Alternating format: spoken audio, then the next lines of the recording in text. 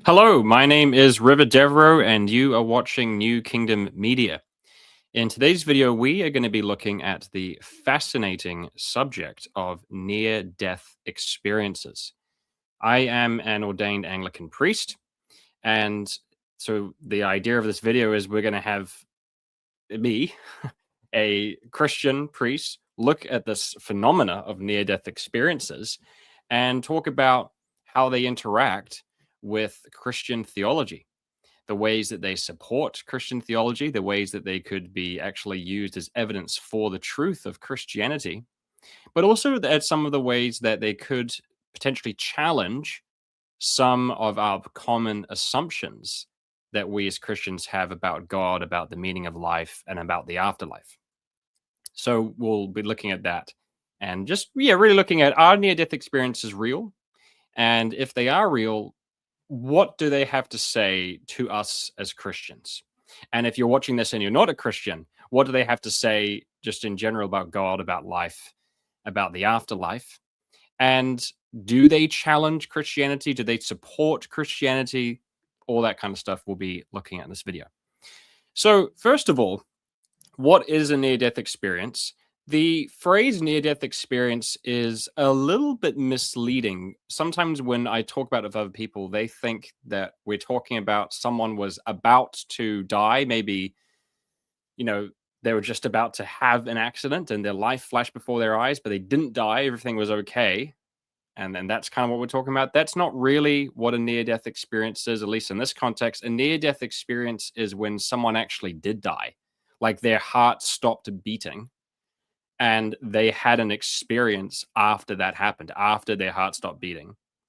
And then when they were resuscitated, they, came back to the physical world and they still remember that experience they had between being resuscitated and having their heart stop. That's what we're talking about today. And the thing about near death experiences is that they are extremely common. Heaps and heaps of people, countless people, millions of people who have died, whose hearts have stopped beating in an horrific accident or, an attempted murder, all these sorts of things, have had near death experiences. Some people estimate that 550 people per day have one of these experiences in the United States of America alone. Every day, 550 people, they reckon, will have one of these experiences. And that's an enormous amount of experiences to study. And what's so amazing about these near-death experiences is that they are strikingly similar when you really get into them. Across cultures, ethnicities, languages, and religious backgrounds, there are common features that virtually all near-death experiences have, and they all seem to point to the same core ideas about God, the afterlife, and the meaning of life. It is amazing. So whether it's a Muslim living in Iraq, or it's a Christian living in Texas, or if it's a Hindu living in the slums of Chennai in India, or an atheist living in Sweden, if their heart stopped beating, if they've essentially died and come back, they report these shockingly similar experiences. And that in itself is amazing. And it's definitely worth studying. It's worth studying no matter who you are. Because, really the biggest questions in life for anyone is there an afterlife? Is there a God? Is there a meaning to life? Is there a purpose to life? And what is that purpose? These are serious questions that radically change and impact our lives. If there's no God, or if there is a God, if there's no afterlife, or if there is an afterlife, if there is a meaning to life, or there's no meaning to life, if the meaning of life is this, or if the meaning of life is that, that will impact your life. And so these are really serious questions. So no matter who you are, an atheist or a Christian, or any other religious belief, we need to look at near death experiences, I think, because there's just too many of them to ignore, and they're too similar to ignore and to not look at what they're saying. Now, the thing about near death experiences is that just right off the bat, I think they do serve as extremely good evidence for the existence of God and the existence of the afterlife, the existence of the soul or the spirit.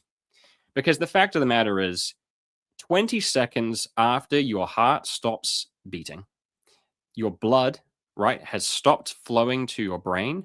And 20 seconds later, your EEG will go flat, meaning there's no measurable cortical brain activity 20 seconds after the heart stops beating.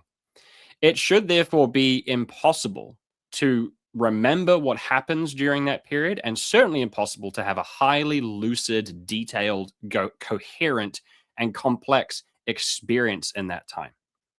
Okay. Even if you could have some kind of experience, it shouldn't be as lucid, detailed, coherent, complex as they are. Okay. Now, sometimes people say, well, it may be a near death experience just because right before you die, your brain releases DMT or something, and kind of that's what's going on.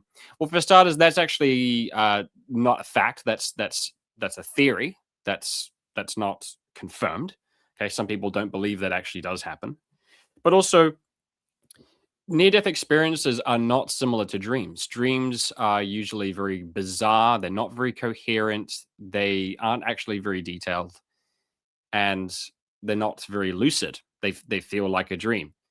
Near death experiences, one of the virtually unanimous things people say about them is that they felt more real than real life. They didn't feel like a dream.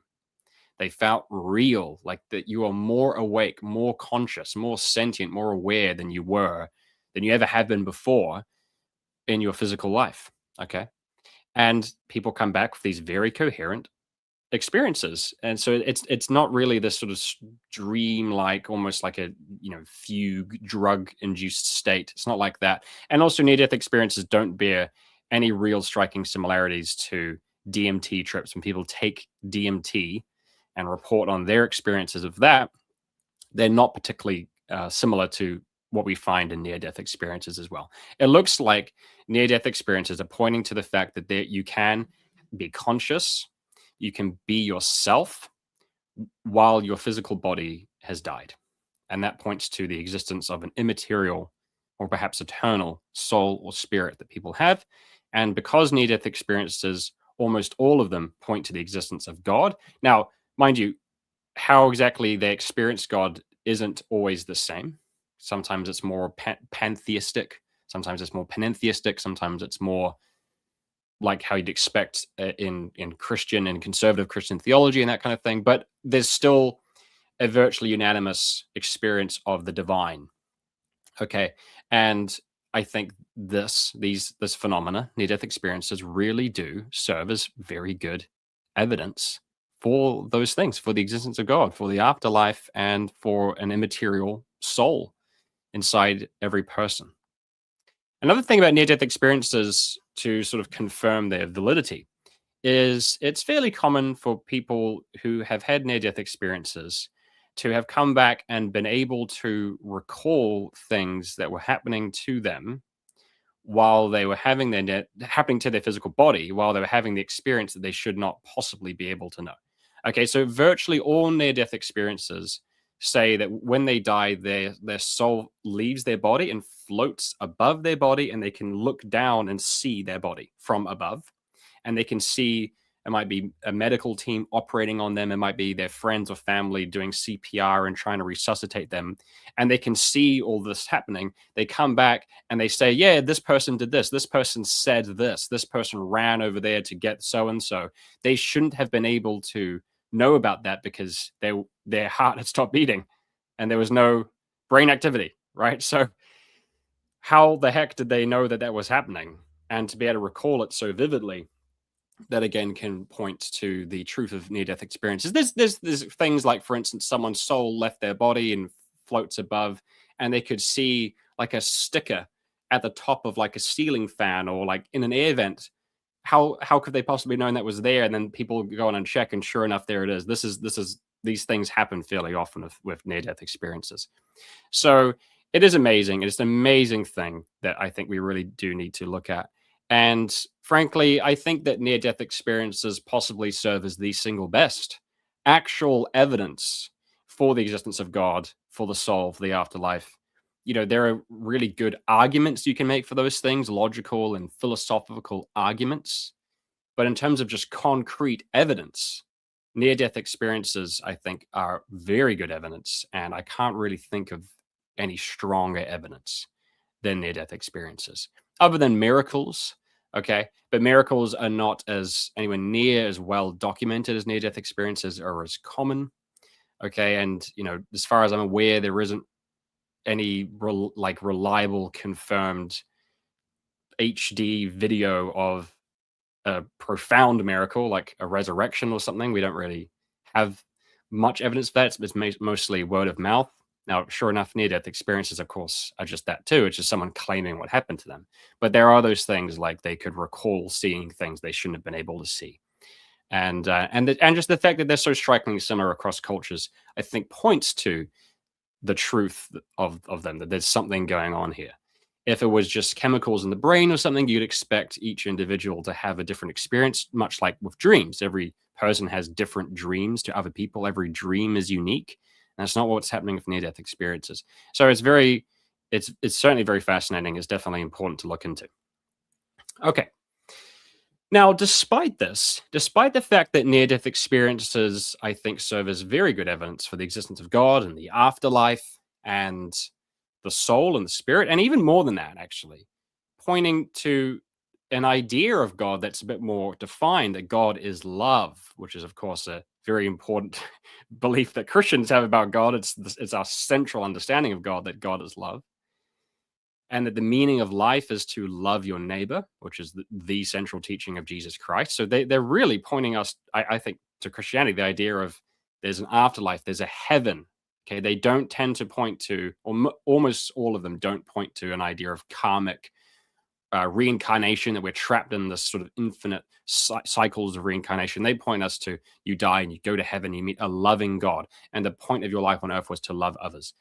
This is really pointing us to Christianity, I think. But despite that, Christians hardly ever talk about near death experiences. Why is that? Why is that? Why wouldn't they do this? Well, I think as this video goes on, we're going to see why that is. And the reason is, while near death experiences point us to Christianity, I believe, they also challenge certain popular assumptions that conservative Christians in particular have about God and the meaning of life. And so that makes people very uncomfortable, and they don't like some of the conclusions we could reasonably draw from near death experiences if they're true. Okay. I think as we go through it, you'll see that that seems to be fairly obviously why Christians are uncomfortable with talking about near death experiences. They might hear someone recount a near death experience and they're really enjoying it. Yeah, there's a heaven, there's God, he's love. The point of life is to love. But then as they keep going, they might hear more and more about that experience, and that starts to make them go, "Oh, I don't like this. I don't agree with this. This isn't. I don't believe that's true," and therefore they stop being interested in that near death experience. Okay, so we're going to look at all that stuff. Do these things challenge Christianity? Are they more evidence for Christianity, or actually do they challenge Christianity so much that they could even be used as evidence against Christianity? We're going to look at all this. And I'll just say now as well, before we keep going, is some people might wonder why I'm talking about near-death experiences. I'm sure that there are particular people out there, sort of conservative Christian type people who might think it's a bad idea for me to be talking about them, that it's strange that I'm talking about them, particularly as we go on, we see some of the ways they challenge popular assumptions. Why am I doing this? Well, frankly, why wouldn't I do this? I am a theologian. I mean, I'm not like, I don't have a PhD and that kind of thing, but my life is to talk about theology. Okay, I'm a priest. I preach sermons every week. I try to make theological videos here on YouTube every week. I've written theological essays. My life is about theology. My academic credentials are theology. I have a Bachelor of Theology with honors. Okay, this is what my life is about. It's about studying and teaching theology.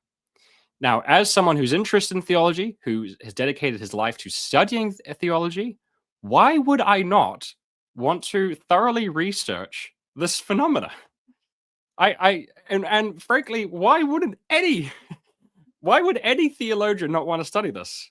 Like it is baffling to me. I've always been interested in near death experiences. I've always been fascinated about them. I've always seen their importance. This is a profound thing. 550 experiences like this per day in America with striking similarities, and you're not going to want to look into them as a theologian. You're not going to want to read these accounts and try and make sense of them. I think that's absolutely bizarre. Like, you've got the Bible, which as we as Christians, I believe, is the inspired word of God, that this is God's revelation. Okay, the Bible tells us about Jesus Christ and his life and his teachings, his death and resurrection and ascension, and his apostles and their teachings and the miracles they performed. Okay, so you have the Bible as our infallible source of divine truth. But then you have these near death experiences as well, and I think that I really think that they're probably the next most important source of divine and supernatural truths.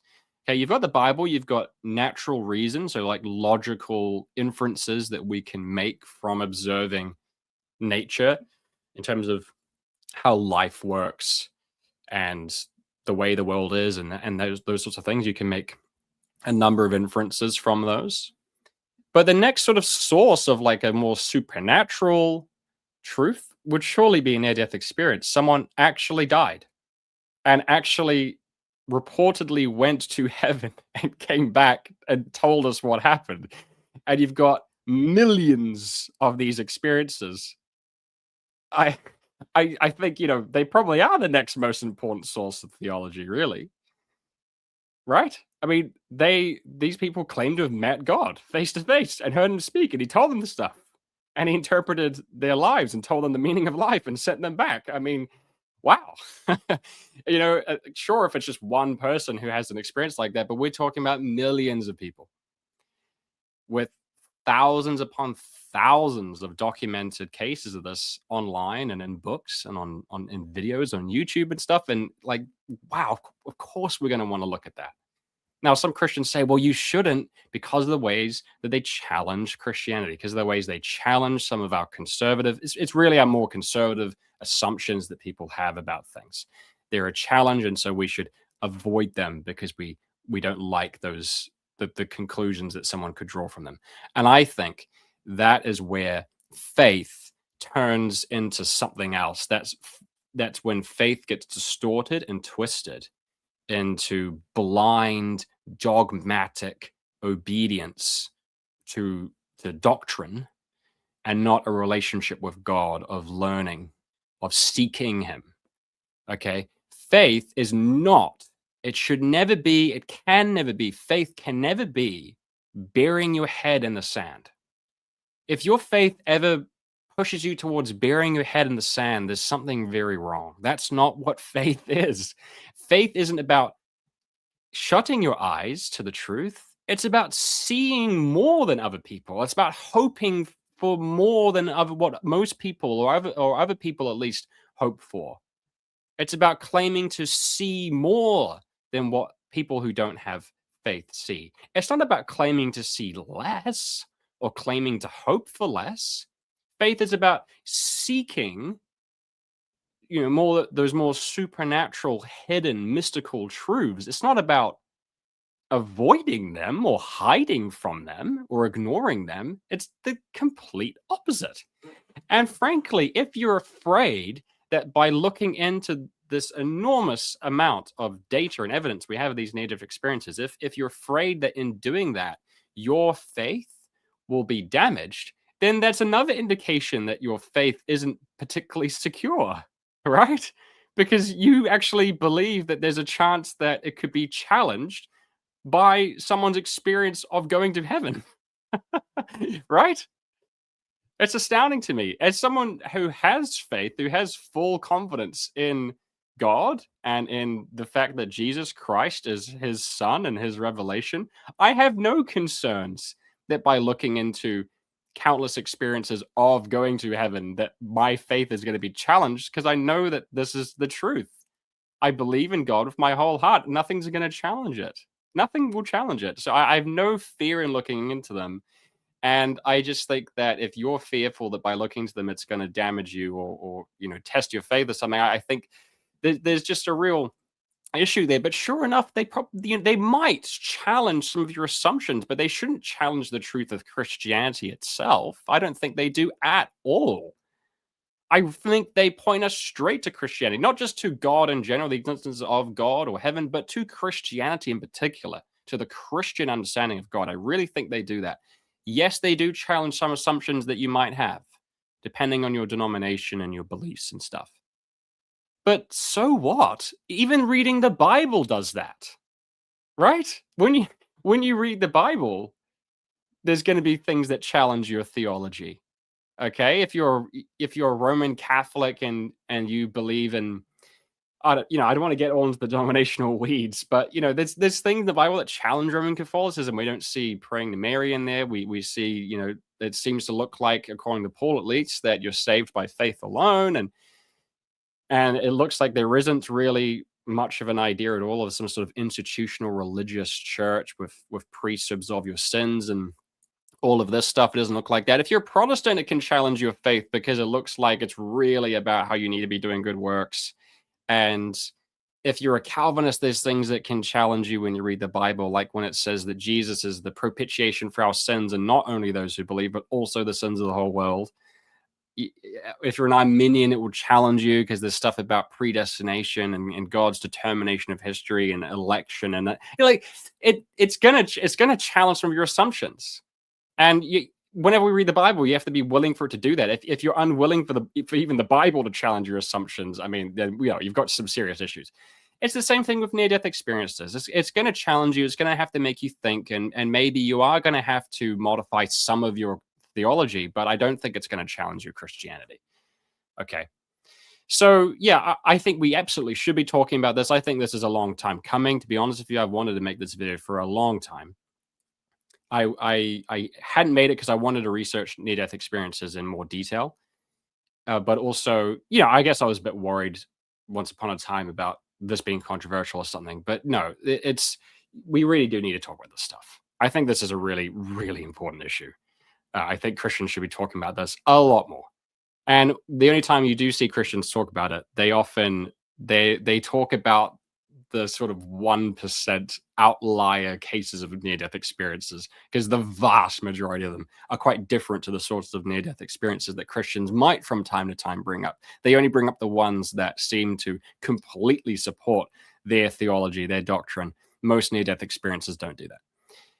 Okay, so enough with that. Let's just get into near-death experiences. So your standard near-death experience this is the most common near-death experience. So most near-death experiences aren't as detailed and elaborate as some of the other ones we'll look at. Your average near-death experience is often very much like what I'm about to explain to you. And with other near-death experiences, it's a case of addition rather than subtraction. So these features of your standard near-death experience I'm about to explain are basically there in virtually all near-death experiences. I mean, like over 90%, the ones I'm about to mention. Other near-death experiences will usually just add more things, not less, okay? So in your average near-death experience, you will have the person will die, okay, their heart stops beating, and their soul leaves their body. And it floats above their body, and they can see their body. And they usually say that they have better vision than they do in their physical life. So it's sort of like a 360-degree vision. They can see everything all around them, and they keep hovering over their body and looking down at them. Almost all near-death experiences will have this. So right off the bat, we're not even into the deep end theology stuff yet. That in itself, doesn't that raise such an amazing question? Why is your soul floating up above your body? Just think about how strange that is. Yeah, it's like, yeah, your soul's not physical; it's immaterial. But in another sense, it sort of seems to be physical in a way that it's moving in the physical environment. It's moving up, and as it moves up, your perspective sort of shifts. You start seeing, you know, if there's a person standing up, you'll as you move up, you now see the top of their head. It almost like it is a physical thing but in the physical world, but it's also not physical. That in itself is amazing. And we're talking, you know, like 98% of near death experiences will have this feature. So, and that's out of, again, like millions of near death experiences. I think if you're going to take near death experiences seriously, we're on pretty solid ground at saying that this is something that does happen. Okay. Um, I should just say, I forgot to say this earlier, but we are going to over the course of this video, we are going to eventually look skeptically at near death experiences and are they true at all, and that kind of stuff. We will be doing that. We're not just doing that. We're not doing that just yet. We're still setting the scene here. Okay. So their soul floats above their body. All right. Now, the next thing that usually happens, and this is in the vast majority of near-death experiences, is there's some sort of light encounter with light. So it might be a light at the end of the tunnel. People feel like as they're floating above their body, they sort of get into a dark area and there's a light at the end of the tunnel and they're moving through the tunnel towards the light, or it might be that the light is just coming towards them and getting bigger and bigger as it approaches them. There's different ways people experience this and explain this, but there's some sort of notion of moving towards, or a light moving towards you. Okay, so that then happens as well. Okay, then usually once the light reaches the person, or they reach the light, or however it all works, it might be even that the light is sort of all around them, but it just keeps getting brighter and brighter, that kind of thing. Point is, once they reach the light, they're sort of face to face with it, so to speak. This is, again, virtually unanimous. Like the overwhelming majority of near death experiences report this. They then have a huge, indescribable, overwhelming experience of unconditional love. Love, acceptance, compassion, kindness, warmth, and it's utterly overwhelming. And if you read these near death experiences, they say that it is just a greater sense of love than they've ever experienced on earth. It doesn't even compare, not even close. This amazing experience of love they feel. This is virtually across the board. Sorry, another thing I should just say as we keep going is if you want to read near death experiences for yourself, then there's this amazing database it's called NDERF.org. That stands for Near Death Experiences Research Foundation.org, NDERF.org. I'm not shilling for them. It is just a good resource for you to check out. This is a resource, I think, managed by Dr. Jeffrey Long, who's one of the world's leading researchers into near-death experiences. He has a number of interviews on YouTube, people interviewing him, some of them quite long, like 2 hours long. If you're really interested in this subject, I would encourage you to watch those videos and certainly to go on this site. And this site it's a database of over 5,000 near-death experiences. Okay, and some of them weren't written in English. They've been translated. So this is experiences from across the world, over 5,000 of them. Some of them are very long. Some of them are very short. And I just read through them. And that's what I've been doing. I've read hundreds of these. And so I feel like I've read books on this. I've read articles, essays, watched videos. So I know the data that people will say in terms of percentages, how many near-death experiences report this and stuff. That I've heard the experts say that. I've also seen it for myself because I've read hundreds of these experiences, and for myself, I can see the common features, the features that virtually all of them have, and then the outlier features that only, like 1 in 100 will have. And usually the ones will have those very strange features are on the weirder end of the near-death experience, and they're usually a bit preachier, and that's when you start to think, how much of that is actually legitimate. But then the ones where there's nothing too like there's nothing that is too strange relatively, in the sense that there's nothing there that's not really commonly found elsewhere, those are usually actually the more believable ones. They're just written in a more believable way. They're less preachy. It less feels like someone just trying to tell you what they believe about theology or something. And it just seems more like someone just trying to recount their experience and almost struggling to put it into words. Okay, so check that out. And yeah, check out those videos from Dr. Jeffrey Long. There's others as well, but they'll be a good introduction to the issue. Okay, and as far as I'm aware, Dr. Jeffrey Long, not a Christian. He's a theist. He believes that near-death experiences point to the existence of God and stuff. But yeah, he's not. As far as I'm aware, he doesn't have a particular religious inclination or sort of objective here. He's not trying to prove a particular religion or something. It seems like he is more just an academic who's just trying to give you the data and interpret it for you. Okay, so back to your average near-death experience then. So you have the soul leaving the body, the light, and the overwhelming sense of compassion. Again, the vast majority of near-death experiences attest to these features. Now, then at the end of the near-death experience, there will almost always, or practically always, end with a being or God or just a voice or a light or a dead relative or someone saying, it's not your time yet. You need to go back. They don't usually just spontaneously end. They usually end with it's not time yet and you need to go back. Okay. They usually end there. Now that's kind of your average near-death experience, but then there's also another feature in there that is in the majority of near-death experiences.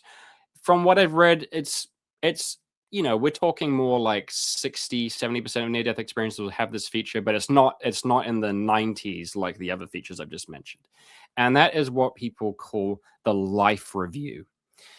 So the life review is they feel like their whole life flashes before their eyes, and sometimes it gets quite weird. It's almost like there's like a TV and they see it, or it's a hologram, like a 3D hologram of their life, or it can be expressed in different ways or communicated to them in various ways. But there is this life review of their life and the good and the bad, the good things they've done and the bad things they've done.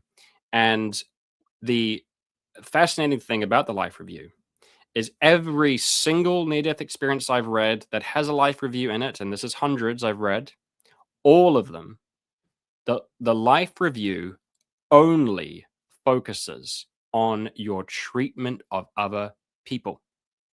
And actually, in some cases, animals, but basically your treatment of others, how you treated others. It's always about that. It's always, were you loving or were you cruel? Were you compassionate? Were you kind? Or were you mean, selfish, cruel, unkind, abusive? Were you forgiving or did you hold grudges? It's only about that. That's what the whole thing focuses on.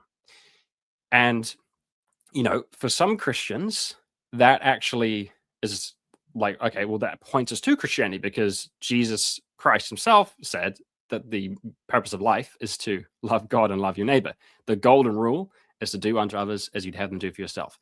Paul says the fulfillment of the whole law is to love. Okay, it's just about love. That's Christian theology. It's all of our morality really actually just boils down to one thing, and it's love your neighbor as yourself. That's what it's all about. Now, that love isn't vague. It's actually defined. So it's not, when we say it's all just about love, it's not like some kind of nebulous sort of hippie, just love, man, which kind of means like be vaguely nice to people. No, there are things that love is, and there are things that love isn't. Okay, love looks like this, and it doesn't look like this. Okay, and the demands of love are very high. It's not be vaguely nice for people. It's actually you need to go out of your way for people. You need to love even your enemies. You need to forgive them. You need to be extremely generous with your time and money for people. It's a demanding love, not a non-demanding love. Oh, love is all that matters. Okay, well, awesome. I don't need to care about anything other than just sort of, I just need to be nice.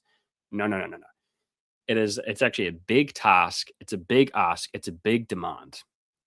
But so for a lot of Christians, and I think it should support the truth of Christianity because this is the teaching of Christianity, that is what life is about. But for some Christians, when they hear about the fact that basically I mean, in my experience reading them, like literally all of these life reviews only focus on love. And by the way, that's what the expert says as well. The experts who've written books on this and stuff, who've done surveys and dedicated their lives to researching near-death experiences, they say the life reviews are always just about love. Okay. For some Christians, that challenges them. That actually challenges their faith. I find that quite strange.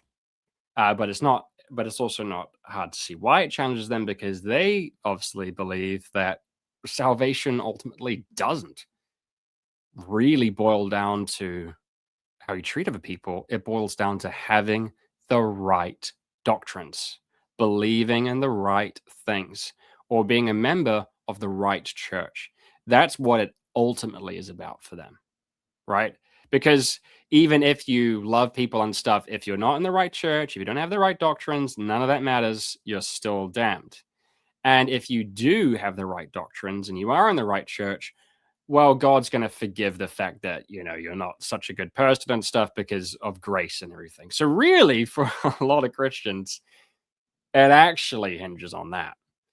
And the thing is, well, that's actually not what the Bible says. It doesn't say that. It actually says, no, it boils down to love. Love is the most important thing, actually, more important than right belief and doctrine and church membership, of course, which isn't even a concept in the New Testament of denominations or something. Okay, so it shouldn't challenge your faith, but it does for a lot of Christians, because they go, "Oh, it's just about love." Oh, well, you know, I was under the impression that people were going to be damned forever if they're not a Calvinist, or if or if they're not a Roman Catholic, or they're not Eastern Orthodox or something. And that's just not what we're seeing with these near-death experiences at all. Okay. But like I'm saying, I think that actually supports Christianity, but of course it actually does challenge, and if you believe in near-death experiences, practically refute certain understandings of Christianity, where a sort of denominationally exclusivist Christianity, where salvation is only in my denomination and nowhere else, these will pose a serious and significant challenge to that belief. And so now we're seeing why a lot of Christians don't like talking about near death experiences. Okay, and then one other feature that's very, very common in near-death experiences is that when God or an angel or a dead relative or just a voice of an unknown origin says it's time to go back, they will often say, you need to go back for one of two reasons, or both. Either you have more to learn, you have more to learn, there's more areas in your life where you need to grow and mature. Very common. And by the way, it's also just in general very common in near-death experiences for there to be some kind of sense or explicit teaching or something that the purpose of earthly life is to love, but also to learn. It's like a school. People very, very often say this, who've had near-death experiences. They had the impression, or they were told outright, that Earth is a school. It's an educational environment. It's about growth and maturity and that sort of thing. It's not a test. It's not a test. It's it's a school. Okay, that's what they're told. But the other thing that is very common is you're told you need to go back for your family. I've never read a near-death experience where they're told that they need to go back because of their job. Not one I've read says that. It's not, oh, your job is really important. No, it's always your family. You need to go back to your family. You need to go back to your children. They need their mum or their dad. You need to go back to your parents. Your mum is sick and she needs someone to look after her, or your parents would be so distraught if you died and you need to be there for them. You need to go back for your siblings, to be a big brother to them, or a big sister to them or something. It's very, very family focused. And again, it's actually not as common as you'd think, but it's there enough that it's certainly very noticeable. I don't know if I could put a percentage on it, but maybe 40% of near-death experiences, or maybe a little bit less, recount people meeting dead relatives in heaven. Their dead grandma, their dead father or mother or something. And so what we're also seeing with near-death experiences is there's actually quite a big family focus, where family is very important. You need to go back for your family. The people waiting for you are your family. And that also is, of course, in line with Christianity, where we're very family focused as well, where the most important thing that you can do is to be a good parent if you're a parent, to be a faithful spouse if you're a spouse, right? To love your parents if you're a child. These are really central ideas in Christianity, which has a complicated actually relationship with family, because we also believe that your biological family at the same time isn't the be all end all, because you do need to love people who aren't your family. So we don't believe it's exclusively your family like you have in a kind of conservative American nuclear family thing, that all that matters is me and my family, and I don't care about anyone else. Certainly not if they're an illegal immigrant. No, no. In Christianity, it's you need to love the stranger. You need to love your enemies. It's not just your family, but it's also very family focused as well, where you it's very important that you love your family. If you're a parent and you abandon your children or something, that is the worst thing you could do. So, and we're seeing that be supported in near death experiences as well. And I think that points us a little bit away from a sort of karmic cycles of reincarnation idea, where your family is, in some varieties of that belief system, not as important, because you're a being who sort of can exist in isolation from your family connections and whatnot. And near death experiences point to the centrality of family. So we see that. Okay, so that's kind of your standard near death experience. Now, I actually want to read a near death experience that is from this database for you, so that you're hearing in someone's own words and not just my words.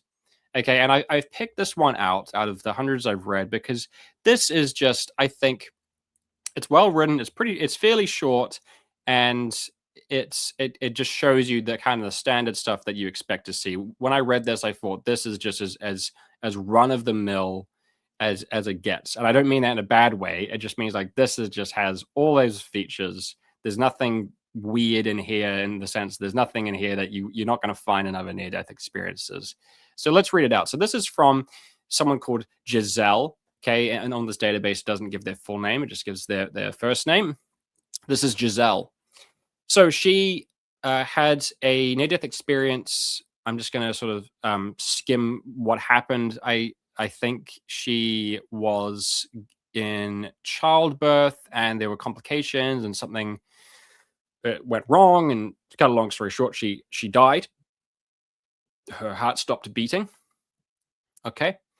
And so here's where the near-death experience starts. She says, "My soul or spirit left my body, and I found myself floating in a dark space. I was not afraid. I felt comfortable there." This is quite common. Once the soul leaves the body, they start off in a dark area. Okay, but they say that from the start, even in the dark area, it's chill. They're comfortable. They're not like in fear or anything. Even when they're in the dark area, they're actually comfortable. They're at peace. Okay. I felt comfortable there. I thought it was very beautiful. I was still thinking like myself, feeling like myself. This is important. Giselle is still Giselle. She's still Giselle. She's not like, you're an alien who's been like sucked into a body, and that's not actually you. And when you come out, you're like, oh, I'm back to being Blob or something. No, she's Giselle. Okay, that again points us to Christianity, where your identity here is your identity in the salvation life. Okay, my memory and my personality remained, and I could float in this space freely. Okay, that's virtually unanimous in NDEs. They're floating. I had something similar to my body, but it was made of a transparent and milky substance. Very common, where you can see people's bodies, so to speak, but they're always transparent, translucent. Okay. Uh, she said, sort of like how ghosts are described, with a slight glow. This is all very standard stuff. When I got bored of being there by myself out doing things, that's actually more common than you'd think. That there's a boredom, and they eventually sort of get tired of the first stage, and they want to, okay, let's go to the next thing. She goes, I thought there must be more than this. I asked God to take me where he was. I started to float, but could not tell in which direction. I was gradually able to make out a small light, okay, standard stuff, and noticed that I was quickly traveling toward it through what seemed like a big tunnel. My arrival there is a little confusing. I was welcomed by beings who I remember as very tall and made of an incredible light. Very common stuff. They most of them, there's beings and they're just glowing light. They loved me like no one had ever loved me. I felt what can only be described as the love of God surrounding me, welcoming me, filling me with warmth and happiness. To this day, when the suffering of this world makes me despair, I close my eyes and travel there. The fact that all of this will pass and I will return with them is a consolation to me. I remember thinking, at last, I have returned home. My God, this is my home. That is so common in near death experiences. They feel that they've come home. They haven't come to a strange place. They've come actually to a familiar place. A familiar place. They've come home. Okay, now, again, this is not a challenge to Christianity. Jesus says, I go to prepare a place for you in my Father's house. Paul talks about how our true home is in heaven, that we are pilgrims on this earth. Our citizenship is in heaven. That's actually our home. This is very Christian, very, very Christian. It's not some sort of weird UFO religion where, um, it's you need to go to some other place. No, that's home actually. And that's, in this one, that's what she says about that, about the home thing. She just says she felt like she'd come home. A lot of near death experiences take that further.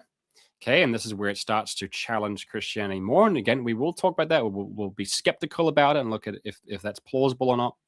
But some of them even go so far as to say that they felt that they had been there before, that they'd been to heaven before their life on earth, that they'd come back to heaven, back to the place they used to live.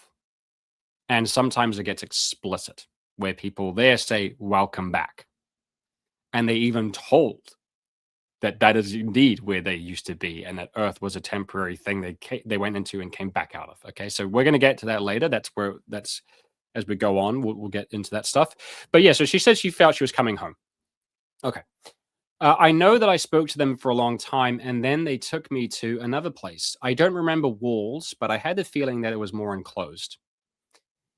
I saw something similar to a three-dimensional movie of my life up until that day. Here's the life review. There was no judgment. This is unanimous. It's not a judgment thing. It's not like, oh, tut, tut, tut, tut. They just show you. You just see the life review, and it's just honest, and it's not judgmental. It's just like, look, here's just the reality of your life. Okay. They only showed me what was expected of me in certain situations, and that perhaps I hadn't behaved the way I should have. I remember vividly that it was expected that my soul controls my body, that the body is only the vehicle necessary for life on planet Earth, and that we are not to let the vehicle control us. This is common as well. Now, usually in the life review, it doesn't get into that stuff, but most near-death experiences, the person comes away with a sense that they are not supposed to let their body control them, that they're supposed to control their body. Okay, so the life review doesn't tend actually to focus on things like sexual sins.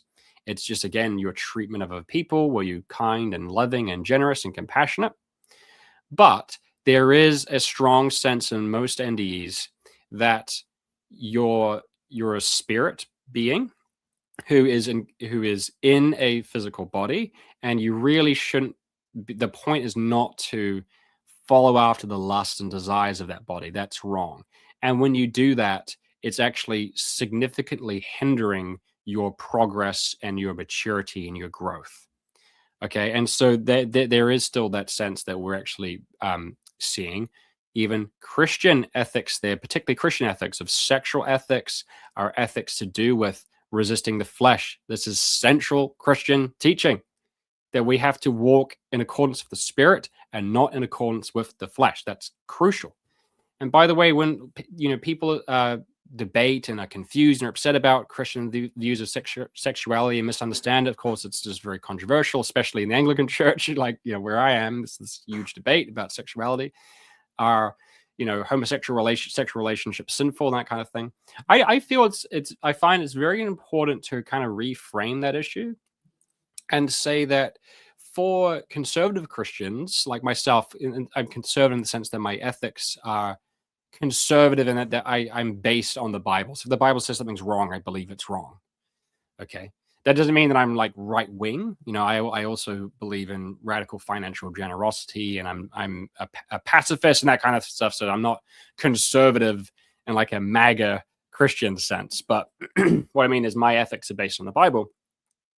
I feel it's important just to understand where we're coming from with the sexual issue.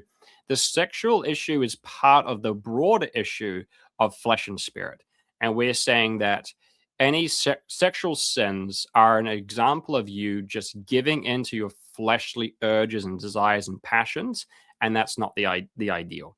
Sex, sex is a good thing. It creates life. It's intended for a man and a woman in a committed relationship because that's the environment in which God wants life to grow. So for God wants a child to have a mother and a father who are faithful to each other, who love each other, and who love the child and raise the child together. And that's what sex is for. It's for the creation of children. It's also for the enjoyment of the father and mother to bind them together in love to help the family unit. Okay, whereas things like homosexual uh, sexual practices and whatnot obviously just don't lead there. They can't possibly lead to the procreation of life. It's just for carnal enjoyment, and it's for that reason that we think this is wrong. It's a flesh versus spirit issue. Okay, it's just it's part of that broader sort of category of issues. It's not because we're homophobic and we just sort of have something in particular against, we just have a beef against gay people for no reason. No, it's part of this wider spirituality of Christianity, really, that it's only really the spirit ultimately that matters. Your body is there for a purpose and you're supposed to use your body. Your spirit needs to control your body and not the other way around. Okay, so that's what we're seeing there. Okay, so by the way, I bring that up because a lot of NDEs people say, well, because they only focus on love in the life review and stuff, this points us towards a liberal view of Christian ethics.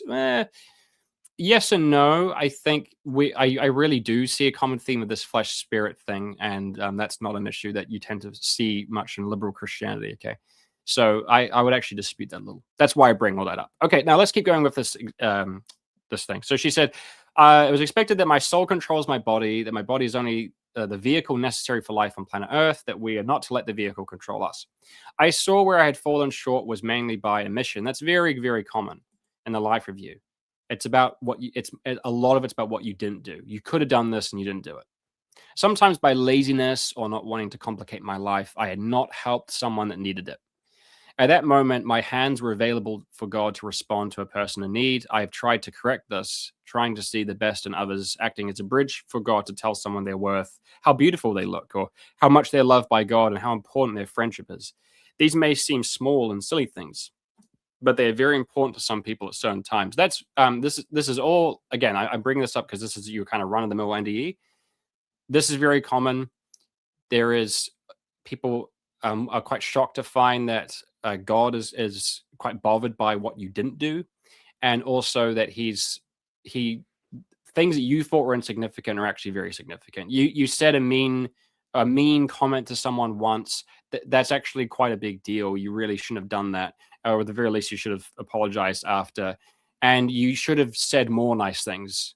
You should have just been kinder to people. Like someone, a friend of yours gave a speech and you didn't you should have gone up to them and said, "Hey, that was an amazing speech. Well done, man. I'm really proud of you." But you didn't. You kind of just like cracked a joke or something because you feel uncomfortable giving compliments, and you really should have actually done that. And you should have told your wife that she looks beautiful every day, and you didn't, and why didn't you? And like that kind of stuff. It's even little things. They're just the little things we say to each other and what we don't say to each other. That stuff's all important. You see this so often in near-death experiences. So often. And if these are true, these are real experiences, and we will look into whether or not they're true.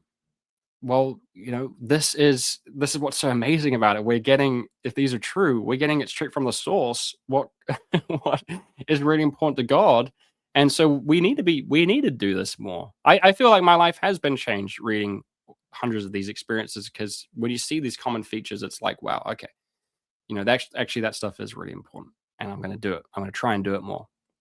Okay, so they back to Giselle. They told me that it was not my time, but that due to a medical mistake, I arrived home once again.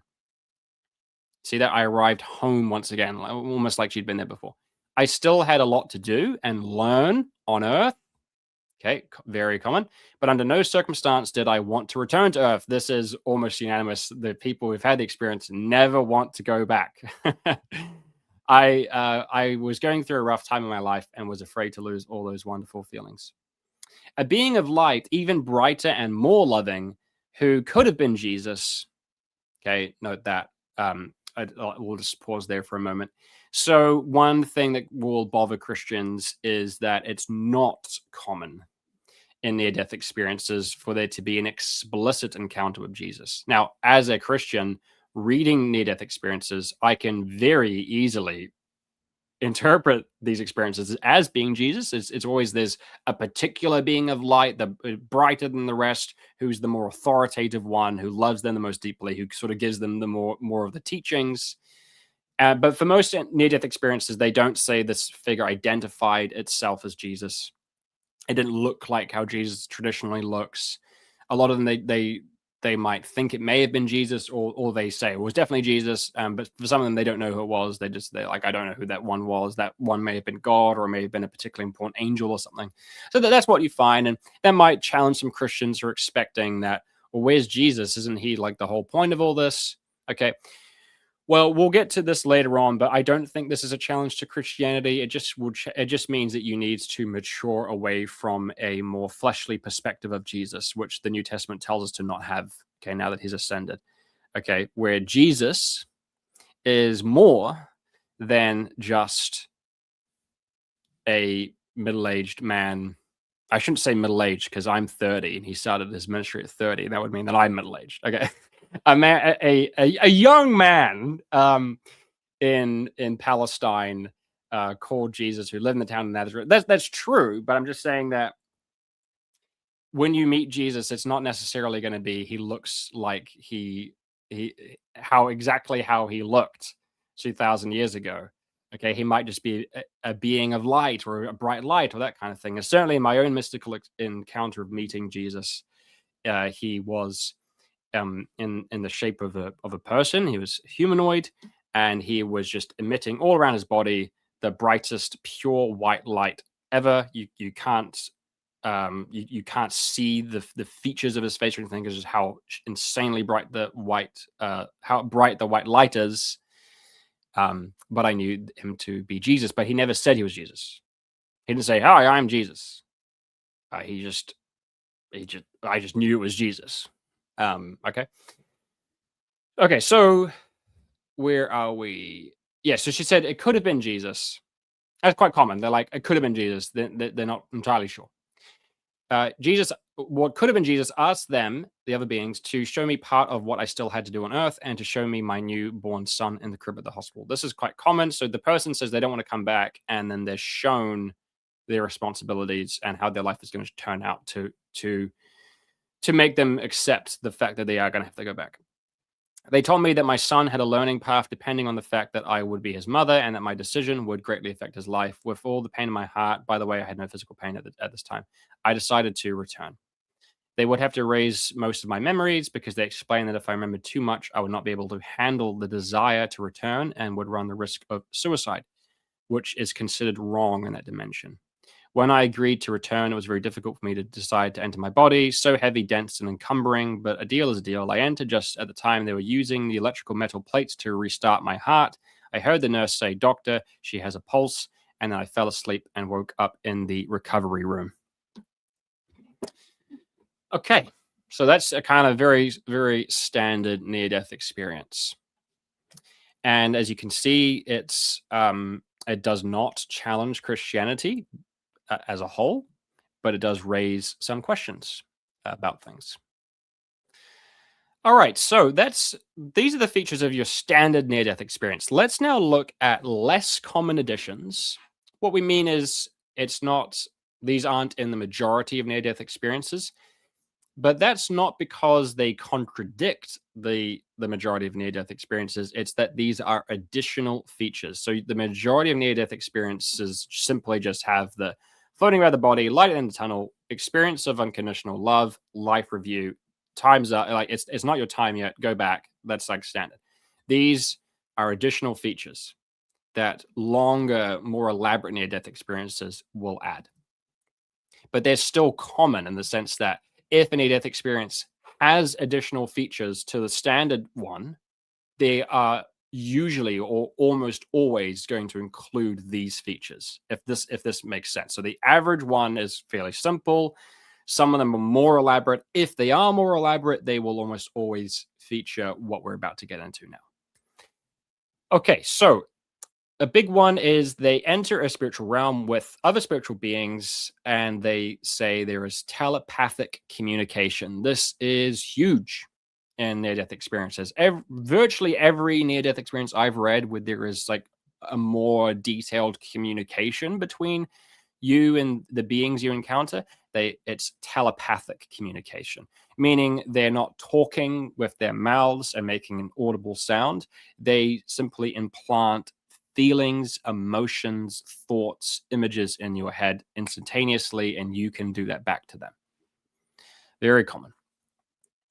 Okay, there's meeting dead relatives, and the dead relatives sometimes look like a sort of younger self if they're older. So if it's like your grandma, she looks how she looked in her prime, or sometimes they're actually just a glowing bright light or orb, or they're translucent, but they could tell it was their relatives and they identify themselves as such. Okay, so there's dead relatives there. If there is a conversation about the meaning of life, they will almost always say that Earth is a school or a place of learning, a place of growth, maturity, or training. Okay. There's another added feature is that they feel they've returned home and being told they've returned home. And I think this is one of the most challenging parts of near death experiences to Christianity. Okay. So it's not in the majority of near-death experiences, but in the more elaborate ones, you see this quite often, is people remember or are told or are reminded that they pre-existed. Okay, so you do see this. You see this certainly enough times that it's very notable. Again, not the majority, but it is there. And so sometimes it'll be something like this. It'll be the person might actually even complain and say, "Why was my life so filled with suffering? Why was I abused? Why did I get cancer or something?" And there will be a response from God or an angel or even a dead relative like, "Well, you agreed to that before you were born." Okay. Which is kind of wild. Okay. Okay. And again, we're going to get skeptical about this later on. Is this true? But just that is kind of crazy, right? Like, imagine that. You're like, why did my child die and I had to experience that trauma? Why was I abused at a young age or something? And the person says, you agreed to that. You consented to that before you were born. And I shouldn't say often, but sometimes the people will then remember that they did. They'll be like, oh yeah, I've been here before. I did agree to this before I was born. And some even go so far as to say that they remember or are told that they actually planned out their life. And even, this isn't as common, but it's there.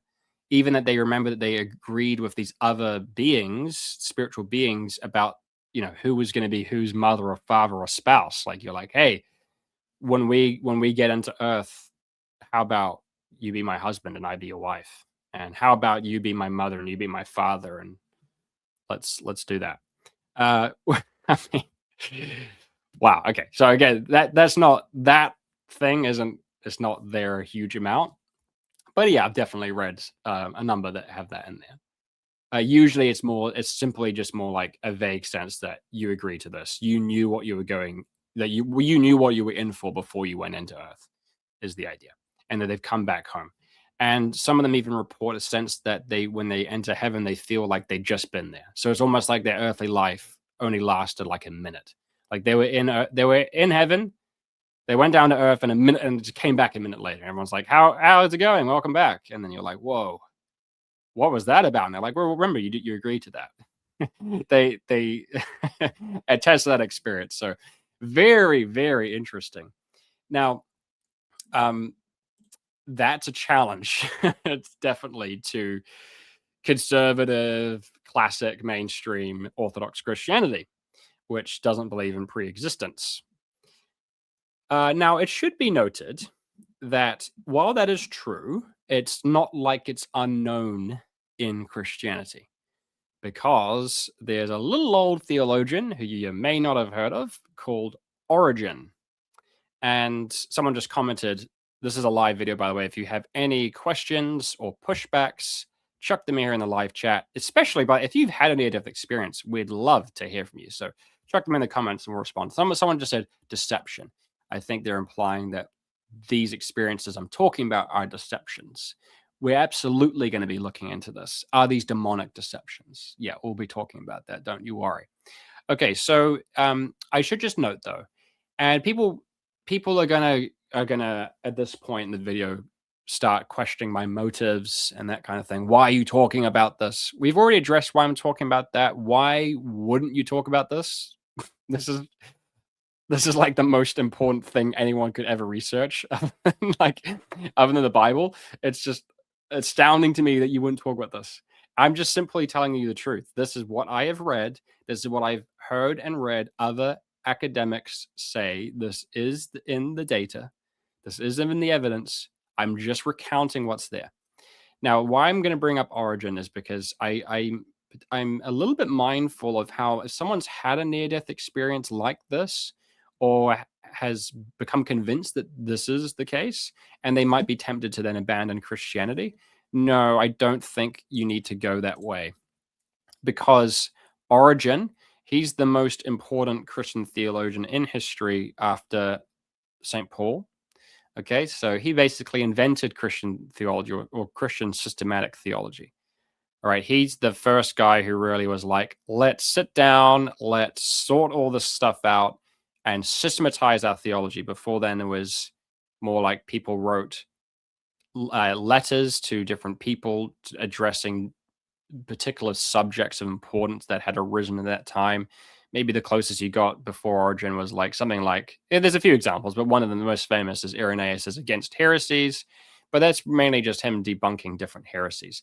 Origin is the guy who systematizes everything and turns it into this coherent, consistent Christian theology with a list of doctrines from top to bottom, starting with the doctrine of God and the Trinity and so on and so forth.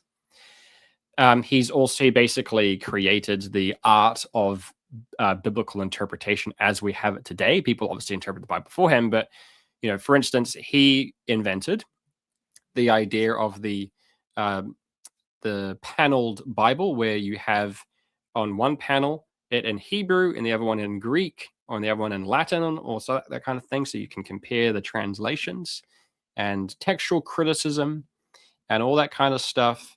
He is absolutely central, enormous influence on the church, and he was the most influential theologian to people like Athanasius, to the Cappadocian Fathers, that's Basil, Greg of Nyssa, and Greg of Nazianzus, to Maximus the Confessor. Well, Maximus the Confessor is probably most influenced by the Cappadocians, but Origen as well. So a very influential father. And if you read something like Eusebius's Church History, which is the most important source for the early history of the church before Nicaea, when he talks about Origen, he practically treats Origen like an apostle. And it's like Origen's sort of like the guy who got everything figured out. And before Origen, we were kind of in the dark. He figured it out for us. And now we kind of just need to listen to what Origen had to say. And, treats him as like like an apostle, really. Unfortunately, though, what ended up happening is the church, centuries after Origen's death, slandered him, made up lies about him. He's the most slandered man in church history, complete and utter fabrications, and threw him under the bus, burned almost all of his writings, utterly eradicated them from existence, and said that he was an heretic. So, that's one of the most depressing moments in church history when they threw Origen under the bus, even though they're all standing on his foundation, basically, and lied about him. But partly why this happened is because when Christianity starts to crystallize and harden more and more, and people are more influenced by people like Augustine and so on and so forth, Origen's esotericism, his more speculative theology, his more optimistic theology, because he was a universalist, starts to be severely questioned and doubted, and then is considered to be scandalous. But of course, there are also lies about what he said. They say that he taught things he didn't teach. Now, one of those ideas is pre-existence. So Origen explicitly believed in pre-existence. He believed that we all were once spiritual beings in heaven, and we fell. We cooled in our affections, and we hardened, and that actually made us like literally harden into dense physical bodies.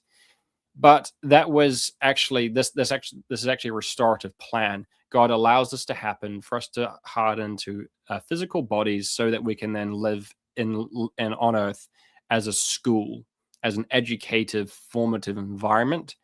And then once you return to heaven, you will have learned your lesson. But also, he believed that the circumstances on your life on earth are determined from your pre-existent life in heaven. He was vague about how exactly that works out. But basically, yes, the details of your life have already been arranged prior, and you can't complain about them, because it's either what you deserve or what you. He didn't say it's what you agreed to, but like that's kind of the implication.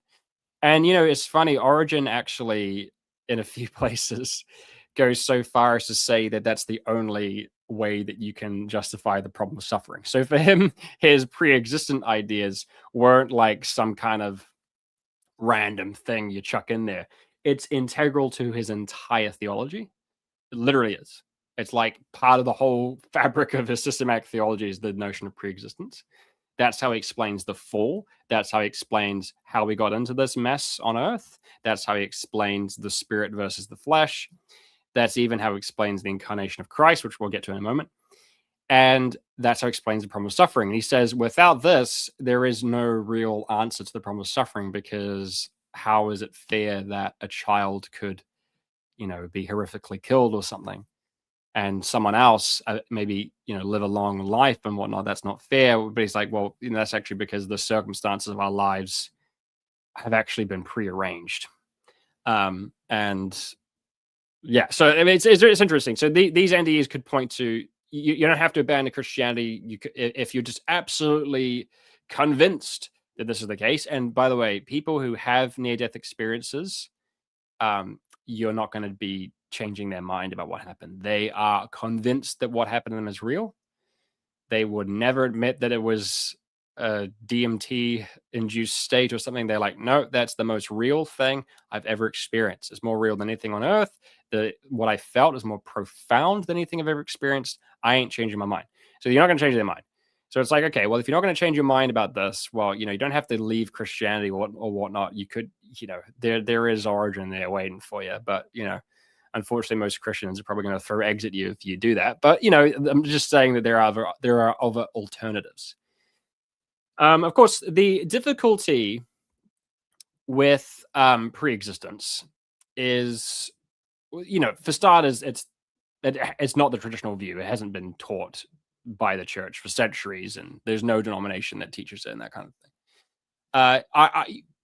I don't really care about that as anywhere near as much as what a lot of other people do. The main issue with it would be it's not explicitly taught in the Bible, and the fact that it does while, to be honest with you, you can see how it's actually quite a powerful argument against people who say that suffering disproves Christianity, because it's like, yeah, well, what if actually they did consent to this before they were born? Like they actually agreed that this was going to happen as part of their learning process. I actually really, really feel the profound weight of that argument personally. I've lost my train of thought. Oh yeah, sorry, yeah. So while it does answer and resolve some things, it also pops up new and additional questions, because you're like, okay, well, if that's the case, well then hold on, we gotta you kind of go back to the drawing board on like the fall and why suffering happens and stuff. And you have to sort of sort it all out all over again, because your answers to all these questions are going to have to be radically changed. And so it's going to it's going to create more difficulties and raise more questions. But yes, it's not in the Bible. The Bible does not say that we pre-existed, or that we certainly doesn't say you consented to the circumstances of your life or something like that.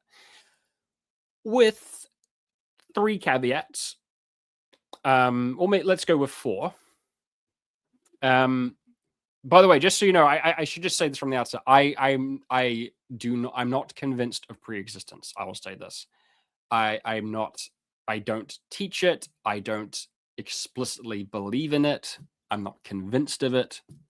I think there is a possibility of that it's true. But it's it's not. I don't live my life. I'll put it this way. I don't live my life thinking it's true. I don't. But I'm just saying, NDEs raise these questions, so let's just talk about it a little bit. Okay, so the basis for it would be, and I don't think that this is strong enough to support the doctrine. Okay, just so we're clear. So I would go so far as to say that these scriptural evidences I'm going to give and the near-death experiences together are still, in my opinion, not strong enough for someone to be convinced that this is true. But we'll put it out there anyway. For Origen, the main scriptural basis for pre-existence would surprise you, but then when you think about it for a minute, you can kind of see where it's coming from, or not, depending on your theology. For Origen, he will go, the main reason I believe in pre-existence is that Jesus pre-existed. He pre-existed in heaven and was incarnate on earth and returned to heaven. Now, you might go, yeah, okay, sure, but that's Jesus. And Origen's going to go, well, yes, exactly. It's Jesus, the representative human being, the Son of Man, the human being who, represents all human beings. He is literally our representative. He's like the human being, like the human par excellence. He is the second Adam. He is Adam. Like he's the second Adam that we are all going to be in him.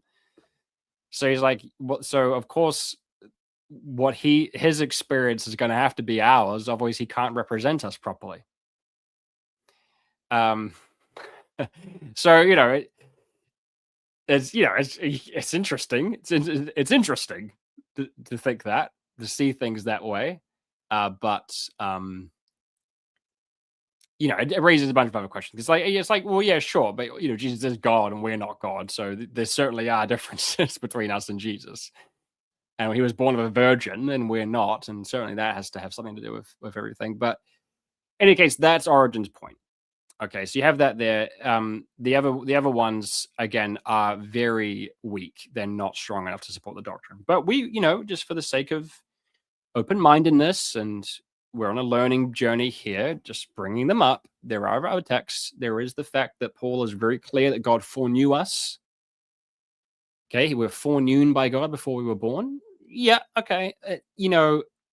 The thing is, though, he says that God foreknew us. He doesn't say that we foreknew God. So that's quite a big difference there.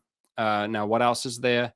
There is the idea of coming home. Your home is in heaven. Sure, that doesn't necessarily mean that you used to be there. Could just mean that you should have been there, but for some reason you're here. Okay. And then the last one is, the pretty strange little scene that happens in John 9, where Jesus and his apostles encounter a man who was born blind. Okay, he's been blind from the day he was born. And his disciples say, Lord, who sinned, this man or his parents, that he was born blind? Now, what a strange thing to ask. Th- What do you mean he sinned that he was born blind? He was born blind. So how could he have sinned and as a result been born blind? It seems to presuppose the possibility of pre-existence for them to have asked the question. Now, Jesus' response is he goes, no, he did not sin, nor his parents, that he was born blind. So by the way, that just okay. He's chucked out the idea that if you have bad life circumstances, it's like a punishment for something. So karmic reincarnation and whatnot is thrown out, is jettisoned. But it doesn't entirely rule out pre-existence because origin and these NDEs are not necessarily at all saying that your bad circumstances are determined by the nature of your sins or something. It's just more so that your life is curated to what will educate you the most and was consented to. Anyway, so his answer is neither this man nor his parents sinned, but he was born blind that the glory of God might be revealed. And then he gives him sight. Okay, so it doesn't really give us much other than that. We do see that suffering ultimately points to God's glory, which is, not hard to believe anyway. Of course, we're going to believe that as Christians. But so, and by the way, NDEs point to this as well. NDEs consistently point to there's a greater meaning behind everything. And that when you finally understand things from the heavenly perspective, you'll go, okay, right. I get that now. I understand why that had to happen. A very common feature of near-death experiences. Okay, so that's origin there on the pre-existence issue. Again, it's not enough, I don't think, to convince anyone. I bring it up, though, because I'm mindful of the fact that there are people who claim that this is what they've experienced. And so unless they're lying or it's demonic, which we're going to get to, it does raise the question. And if I'm a theologian whose life is literally about seeking God and seeking theological truth, I am not going to not talk about this. You cannot make me not talk about this. These are the most important questions in all of human existence. And what I'm just gonna not talk about it. Like that's really weird. It's like this is a bad understanding of faith and doctrine, which should actually be a freeing process of coming closer to God, not about making these rules and you can't talk about this and you can't don't read near-death experiences, they're banned. Whoa. I think that's really going in the wrong direction. Okay. So I think the live chat's popping off. I think there's a guy in the live chat who's very angry about all this stuff and is adamant that this is all demonic deception. But I think he's getting like dogpiled in the comments. People are like making fun of him. That's basically what looks to be going on. Okay, so those are the back to where we were. We went on a bit of a tangent there. These are the less common features of near-death experiences. Now, let's look now at how this interacts with Christianity in more detail. Okay. So, first of all, in Christianity, we believe as our central doctrine that there is one God and he is love. Okay. He's our Holy Trinity. The whole point of the Trinity is that that's how he's love, because God in his being, in his essence, is a loving Father, a beloved Son, and the Holy Spirit, which is the Spirit they both share, which manifests the love they have for each other. So God is love.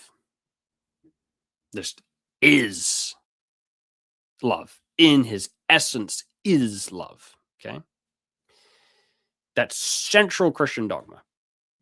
And near-death experiences virtually unanimously attest to that. That there is a God, that he's one God, and that he is love at his core.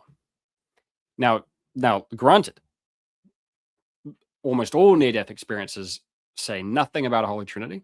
They don't meet the Father and the Son and the Spirit, which, by the way, my understanding of the Trinity, I wouldn't actually expect them to do that anyway.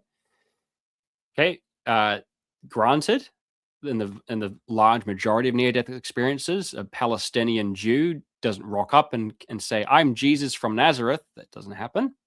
Granted, but there's one God and he is loving. This points us to Christianity. It might surprise you what doesn't happen. It doesn't surprise me, by the way, which we'll get to a little bit later on, I think. But Exactly how we understand Jesus might need to be modified a little bit. And modified, I actually think more along the lines of what the Bible actually does say. So I think we're off to a good start. Yeah, as we've mentioned, the life review focuses on love, treatment of others, content of your character. Well, isn't that what the New Testament teaches? That's what life is all about, loving a neighbor. The centrality of family. Yep. Key. Key Christian idea. Key in near death experiences. You're still you in heaven. You can see your dead relatives. Okay. So, yep. Consistency of your identity. Yep. That's in our eschatology. Um, so, there's no karmic cycle of reincarnation. Yes, a lot of NDEs point to reincarnation, not the majority, but a lot. More, a lot's a funny word. It's just there's a lot of near death experiences. So they near death experiences that point us to reincarnation are in the very small minority. 10% or less.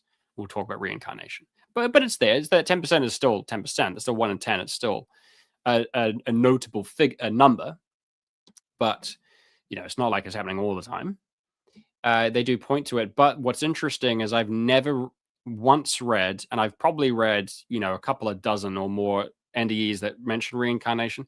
I've never mentioned one that understood reincarnation as a Hindu or Buddhist in sort of infinite cycle of karmic reincarnations. It's usually you had like one or maybe two or three past lives. You certainly haven't had like an infinite number of past lives. I've not read a single account that talked about you used to be an animal or something. It's always just you had like one other past life or maybe two, and they were also consented to. Um, so yeah, there is that, but again, not that those aren't common enough to serve as complete evidence for this idea. I'm just being honest about what I've read. Okay, sue me. Am I allowed to be honest about the data? This is the data. You don't have to believe in it. You could believe this is lies or demonic deceptions, which we'll get to. But you cannot tell me that I'm not going to tell people what I have read and what is there in the data, in the research, what academics who've spent their lives researching this issue also attest to, that we see this in there. I'm going to tell you about it. And what I'm saying is they don't point to a karmic Hindu style reincarnation. Okay, the other thing that points to Christianity is this idea that you are saved, so to speak. I've never read a single NDE that used the word saved. But the point is, like, you've gone to heaven or you're going to live in eternal bliss due to compassionate grace. Not that you earned it through works. Now, this is important. It's quite common for people to have an experience that they are accepted and welcomed in heaven, that they like deserve to be there in the sense that this is their home. It's like by rights, this is where they should be. But I've never found one where because they lived a good life or XYZ, they therefore earned the right to be here. That's not what we're finding. It's usually you're here because of God's compassionate, unconditional love. And the reason he loves you unconditionally is because you actually are lovable in his sight. Like you're not a diabolically evil, worthless person, and he's sort of holding his nose and pretending he loves you or something. No, he loves you because he actually just does love you. Like he really likes you. So that's sort of what's going on. But there's still this idea of grace is something that I'm finding in near-death experiences. Okay, so those are the ideas those are the ways that I think they can support Christianity, and that's very profound. These are not minor issues. They're pointing to one God, a loving God, an afterlife, a consistency of identity, that life is about love. What does that sound like? That sounds like Christianity. Okay. And lastly, while most near-death experiences do not say that they explicitly met Jesus, a lot of them do. There's certainly more near-death experiences where they encountered Jesus than there are where there's explicitly being taught reincarnation. But even when there's lots of near-death experiences where they don't explicitly encounter Jesus in the sense they said he's Jesus or something, or they said, "Are you Jesus?" and he's like, "Yeah, I'm Jesus." You can very easily see it as Jesus because it's like There was this person emitting extremely bright white light, just like how Jesus appears every time since his ascension, by the way. That's how he appears to Paul. That's how I believe he appeared to me. This is well attested that that's what happens. Okay, so there's a person emitting bright white light, just like in the Bible, and he's loving and compassionate and accepting, just like Jesus. And he seems to be divine. Like it's like, come on. I do think they're strongly pointing us to Christianity, but I will, of course, we now have to admit that there are ways it challenges Christianity, not the truth of Christianity itself, but ways it challenges some of our common assumptions about Christianity or the more mainstream conservative understanding of things. There are challenges, and again, I do have to keep saying this because I'm just a bit weary of some flack I might get. Why would I not talk about this? Why would I not talk about near death experiences in general? I think, just I can't actually understand why someone wouldn't talk about these or research them because it's profound. And by the way, even if they're demonic, why would you not want to study this? This is like millions of people experiencing the same demonic deception. You'd think there'd be a good idea to read it, right? Like this is important information.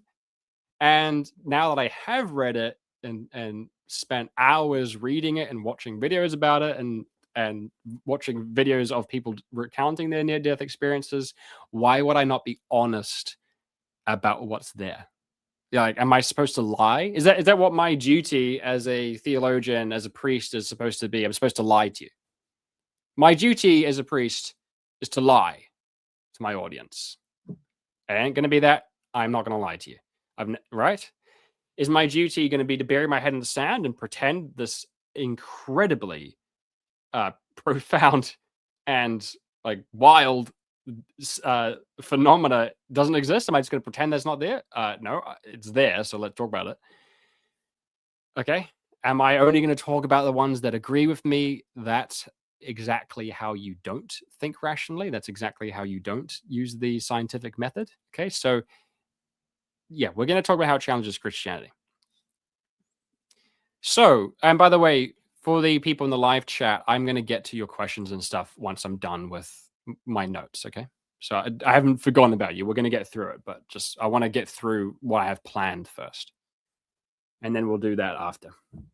Okay. So, how do they challenge Christianity? Well, there's the fact that Jesus doesn't tend to show up in his usual form. Okay. Well, so what? 2 Corinthians 5.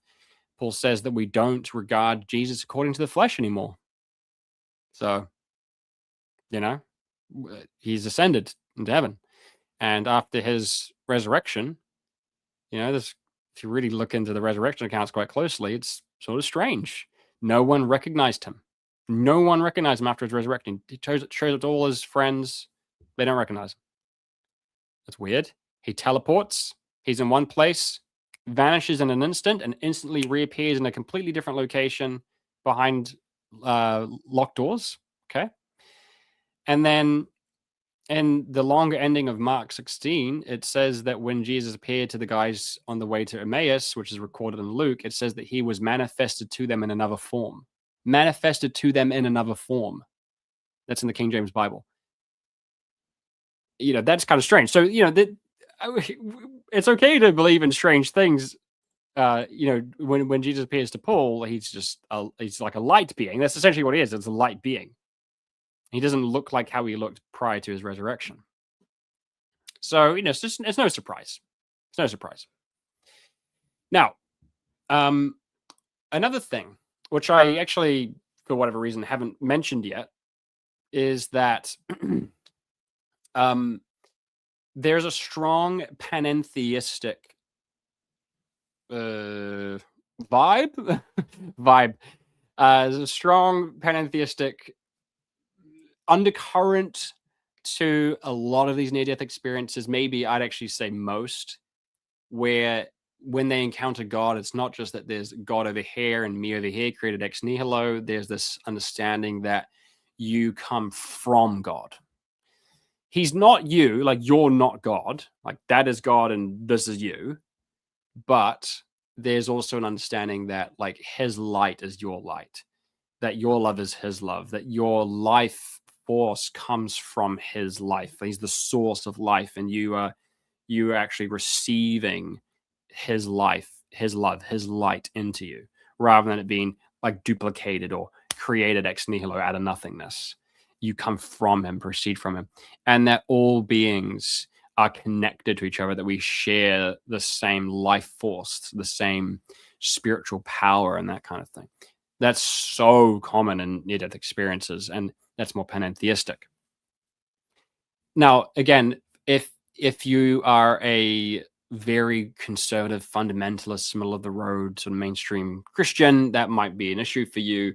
If you actually get into the depths of Christian theology, you'll find actually that the greats of Christianity were all all believed in that anyway, essentially. Because if you actually think about it deeply, this idea of creation ex nihilo, where you're just like popped out of sheer nothingness, and your consciousness and life have nothing, like there isn't a connection to God, that makes absolutely no sense, and the Bible doesn't teach it. So, said what the Bible actually does say in John 1 is that all things were made. It says that which was made in him was life, and the life was the light of men. So life was made in Jesus. In Colossians 1, it says that in Jesus, in him, all things were created. All things were created through him, and in him all things holds together. Okay, Ephesians 4, there's one God and Father of all, who is over all and through all and in all. Acts 17, in God we live and move and have our being. We live and move and have our being in God, and we are his offspring. We've sprung from him. Okay, in Colossians 3, Paul says that in Christ there is no Greek or Jew, circumcised or uncircumcised, barbarian, Scythian, or slave or free, but Christ is all and is in all. Christ is all and is in all. Okay, Ephesians 1, Christ is the fullness of God who fills all in all. Colossians 2, we've been filled in Jesus. Ephesians 1, God is going to unite all things in Christ, things in heaven and things on earth in him. 2 Peter 1, we are going to become partakers of the divine nature. 1 Corinthians 15, God is going to become all in all. 1 Corinthians 6, if you're joined to the Lord, you become one spirit with him. Like, so this more panentheistic side of things is certainly in there. And depending on how you define panentheism, okay, because it's not easily defined, depending on how you define it, I actually would say that Christianity, the New Testament, is panentheistic. Again, depending on how you define it, very important. But if pantheism simply means that God is beyond this world, he transcends the world, but he's also in all things and all things in him, if it simply means that, then without question, it's panentheistic. And all the greatest Christian theologians were as well.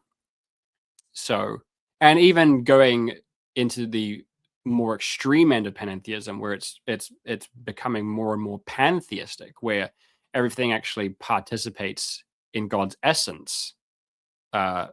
You see that in even people like Saint Maximus the Confessor, who says that the creation itself is God's incarnation, right?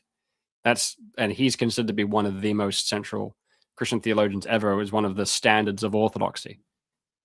So it's there. So this stuff isn't really actually a challenge if you get into it. It's a challenge to a more immature, childish, uneducated Christianity, if I'm being blunt.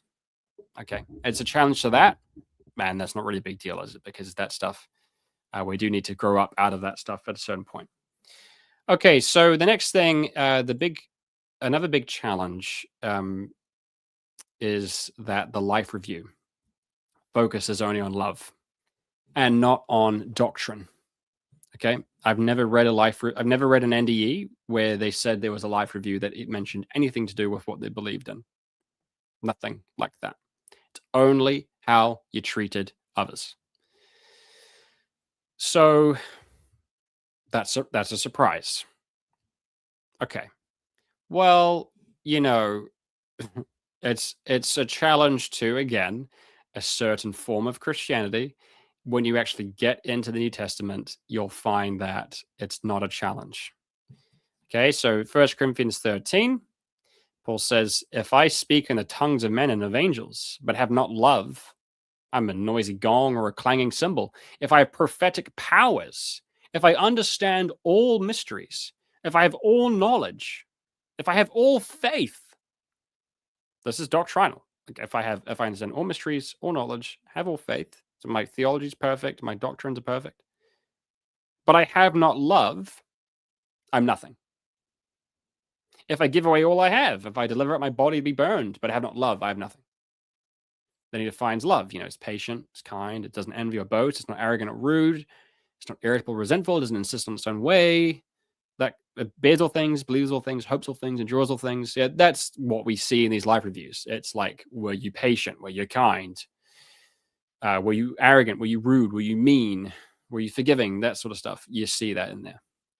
Okay, so he says, faith, hope, and love abide, these three, but the greatest of these is love. In James 1, it says, religion that is pure and undefiled before God the Father is this, to visit orphans and widows in their affliction, and to keep oneself unstained from the world. That's to do with resisting the desires of your flesh there, by the way. So resisting the flesh and having compassion and caring for those in need. That's what true religion is. That's a very subversive statement. I've got a sermon on that, by the way.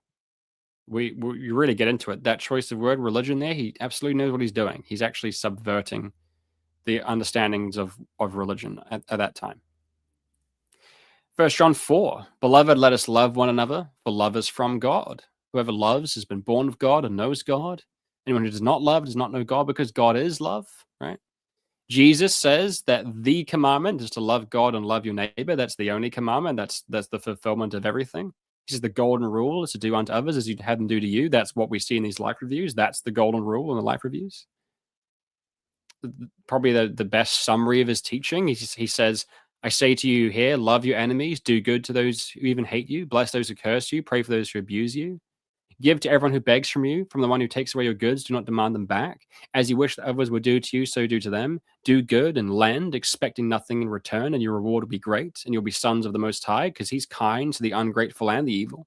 Be compassionate, even as your Father is compassionate. Judge not, and you won't be judged. Condemn not, and you won't be condemned. Forgive, and you'll be forgiven. Give, and it'll be given to you. All right? Matthew 25, the judgment is based on whether you gave food to the hungry, gave drink to the thirsty, welcomed the stranger, clothed the naked, visited those who are sick, visited those who are in prison. Nothing to do with doctrine, all to do with loving acts. Paul in Romans 13 says, owe no one anything except to love each other, for the one who loves another has fulfilled the whole law. For all God's commandments are summed up in this word, you shall love your neighbor as yourself. Love does no wrong to a neighbor, therefore love is the fulfillment of the law. Probably Paul's most succinct summary of his vision, ethical vision, is in Colossians 3, where he says, so then, put on, as God's chosen ones, compassionate hearts, kindness, humility, meekness, patience, bearing with one another. If one has a complaint against another, forgive each other. As the Lord's forgiven you, so you also must forgive. And above all these, put on love, which binds everything together in perfect harmony. All right, this is just New Testament teaching. And it also fits with the greatest mystics of the Christian tradition. The great mystics of Christianity all ultimately came to the conclusion that all that ultimately actually really matters in the day is love. Okay, so you've got Isaac the Syrian, one of the all-time great Christian theologians, who's like, yeah, you know what? In the end of the day, it's just like love your neighbor. Like it kind of does boil down to that. In the end of the day, God is love. He loves you, and He wants you to love others. That's kind of the point. Anything other than that is like nothing else is close to as important as that. If you miss this, you've missed the whole point. Okay, Francis of Assisi, John of the Cross, right? He said that at the evening of life, we will be judged on love. That's what it's just going to come down to, is you judge on love. George MacDonald, right? It's hard with this. There he is. There's George MacDonald. Okay, same deal. And of course, I want to spend a little bit of time on this. Julian of Norwich, right? She was a 14th century Catholic mystic who had quite possibly a near-death experience because she was on her deathbed and she had a mystical encounter with God that she then wrote about in her book, Revelations of Divine Love. And her experience bears striking similarities to near-death experiences, which is amazing because this is in the 14th century. And it significantly challenged the theology of her time. This is prior to the Reformation. This is, Middle Ages. This is the 1300s in Roman Catholic England. Very oppressive time where theology was set in stone, and they had certain ways of understanding things and whatnot. And God had kind of become their understanding of God has sort of reverted back to that more primitive pagan understanding, essentially, that he is like this being in the sky who's very, very cross with you. And the only way that you can get him to be on your side is if you get a priest to perform a ritual. And that ritual has to use these particular words in this particular order, in this particular way, these sort of incantations on your behalf to appease this deity who's very, very cross with you. And when you die, you're gonna have to toil and struggle in purgatory and all this sort of stuff, right? So, but here she is. She is a nun, and she has this. She's on a deathbed. She has this experience. She encounters God, and she says that she found, to her surprise, that there's no wrath in God at all. He is only love. And the only wrath is on our side. If there's wrath about our lives, we're the ones who have the wrath. We judge ourselves. And that's what you see in near death experiences quite commonly. There's no judgment of the life review except from you. You judge yourself. The pain and grief you feel is self inflicted. That's what she says as well. She says that, but even then, even though wrath is on a man's side, God forgives that in us. For wrath is nothing else but a perversity and an opposition to peace and love. She wrote that God sees us as perfect. That's, a challenge. And I've read a number of NDEs that say that God said, "You're perfect. I think you're perfect." Not, but but it's funny. It's funny because in those same NDEs where he says you're perfect, he's also like, "Yeah, you could have done better here and stuff."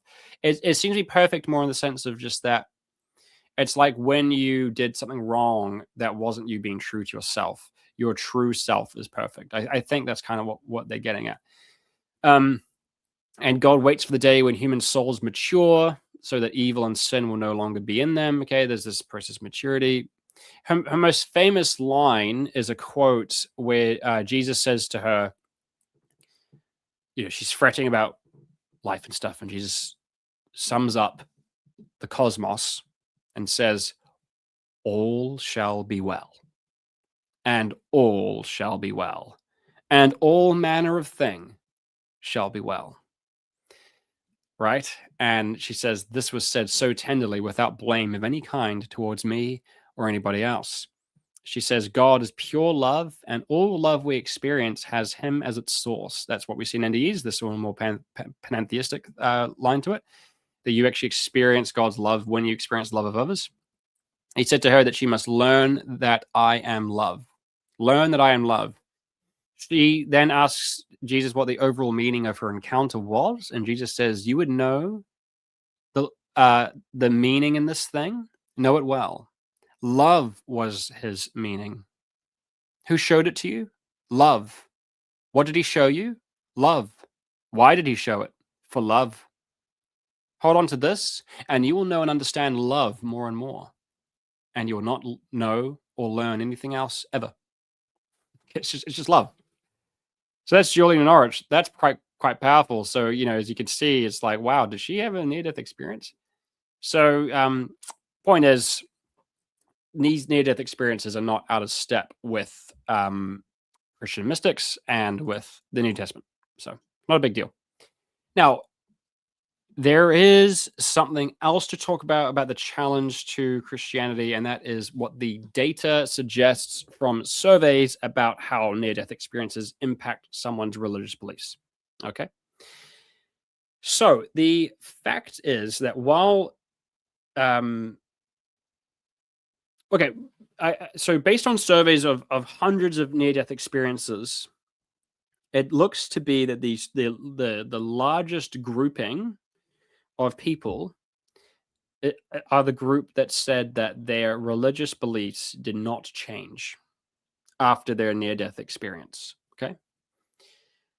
Um, but for those who did change in their religious or spiritual beliefs, it says that for 87% of this grouping, they said the shift in their religious or spiritual beliefs was in the direction of being more spiritual and less religious, or more open minded and less religiously dogmatic.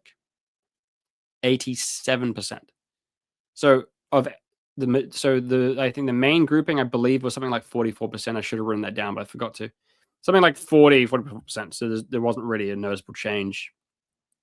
The next group who said I did change, 87% of them said it was more in this direction of spirituality away from religious dogmatism. Only 4.3% of people surveyed said they changed to a more religiously dogmatic belief system.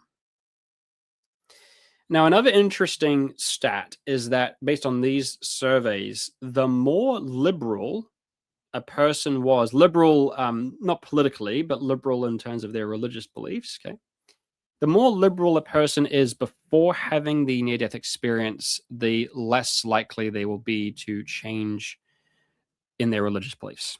So, only 16%, they reckon, of people who were um, religious but fairly liberal, changed after. Conversely, the more conservative a person is before a near death experience, the more likely they will be to change religions or change their beliefs after their near death experience. So up to 50% there. So that's an interesting statistic. So much more people who've had an NDE ended up leaving mainstream Christianity than joining it. That is the results of these surveys of hundreds of near-death experiences. I'm not going to, again, I'm going to be honest with you about all the data of this phenomena. That is what we see in these surveys, at least. That you're more likely to leave mainstream, by the way, Christianity than join it. But there's a caveat there. This is mainstream Christianity. So a lot of people do become Christian after near-death experiences, but they don't tend to they join a more mainstream understanding of it, of a religiously dogmatic understanding of it. So that's key. Most people who aren't religious at all and have a near-death experience say that they believed in God afterwards, but they became spiritual, not religious. And it's very common to hear the refrain after a near death experience, they stopped being religious and became spiritual instead. Okay. So that's what we see. And the major finding across these surveys are that if you have an NDE, you're more likely to become more spiritual, less dogmatic, less attached to rigid religious exclusivism, and have a much more greater emphasis on needing to show love and compassion than on needing to hold right beliefs about doctrines. Obviously, to see why that is. And there's also, of course, a dramatic increase in the belief in universal salvation and a dramatic decrease of people who've had NDEs in believing in eternal damnation of any variety.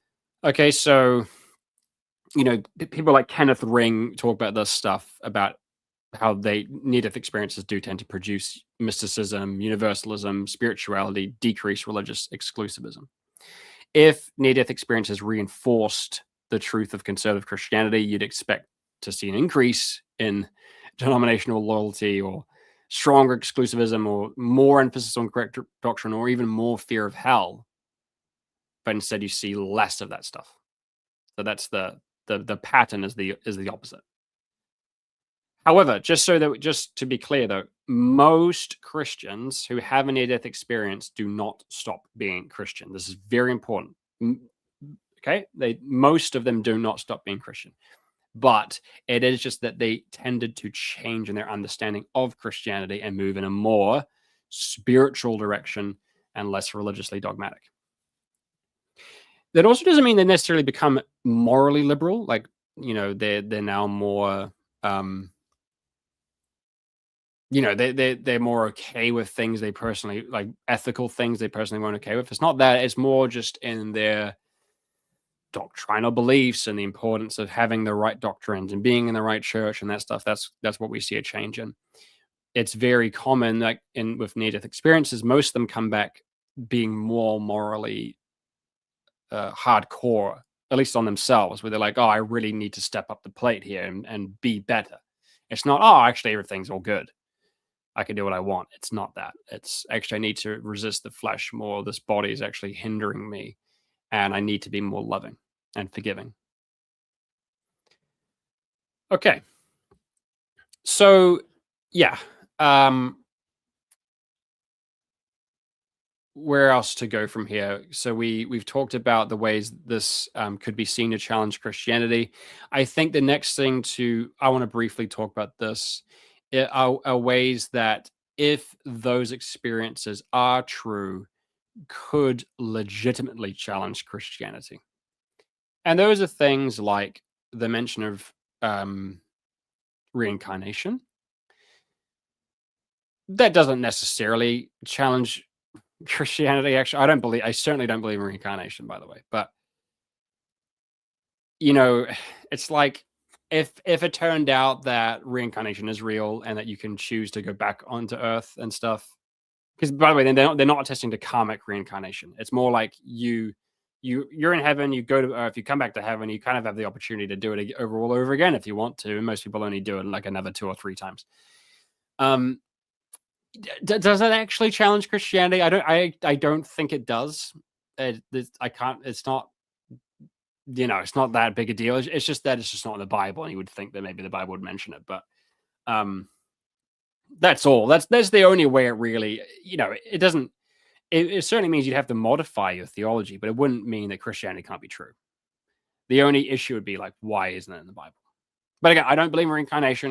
We're just talking about this honestly as open-minded individuals. Okay.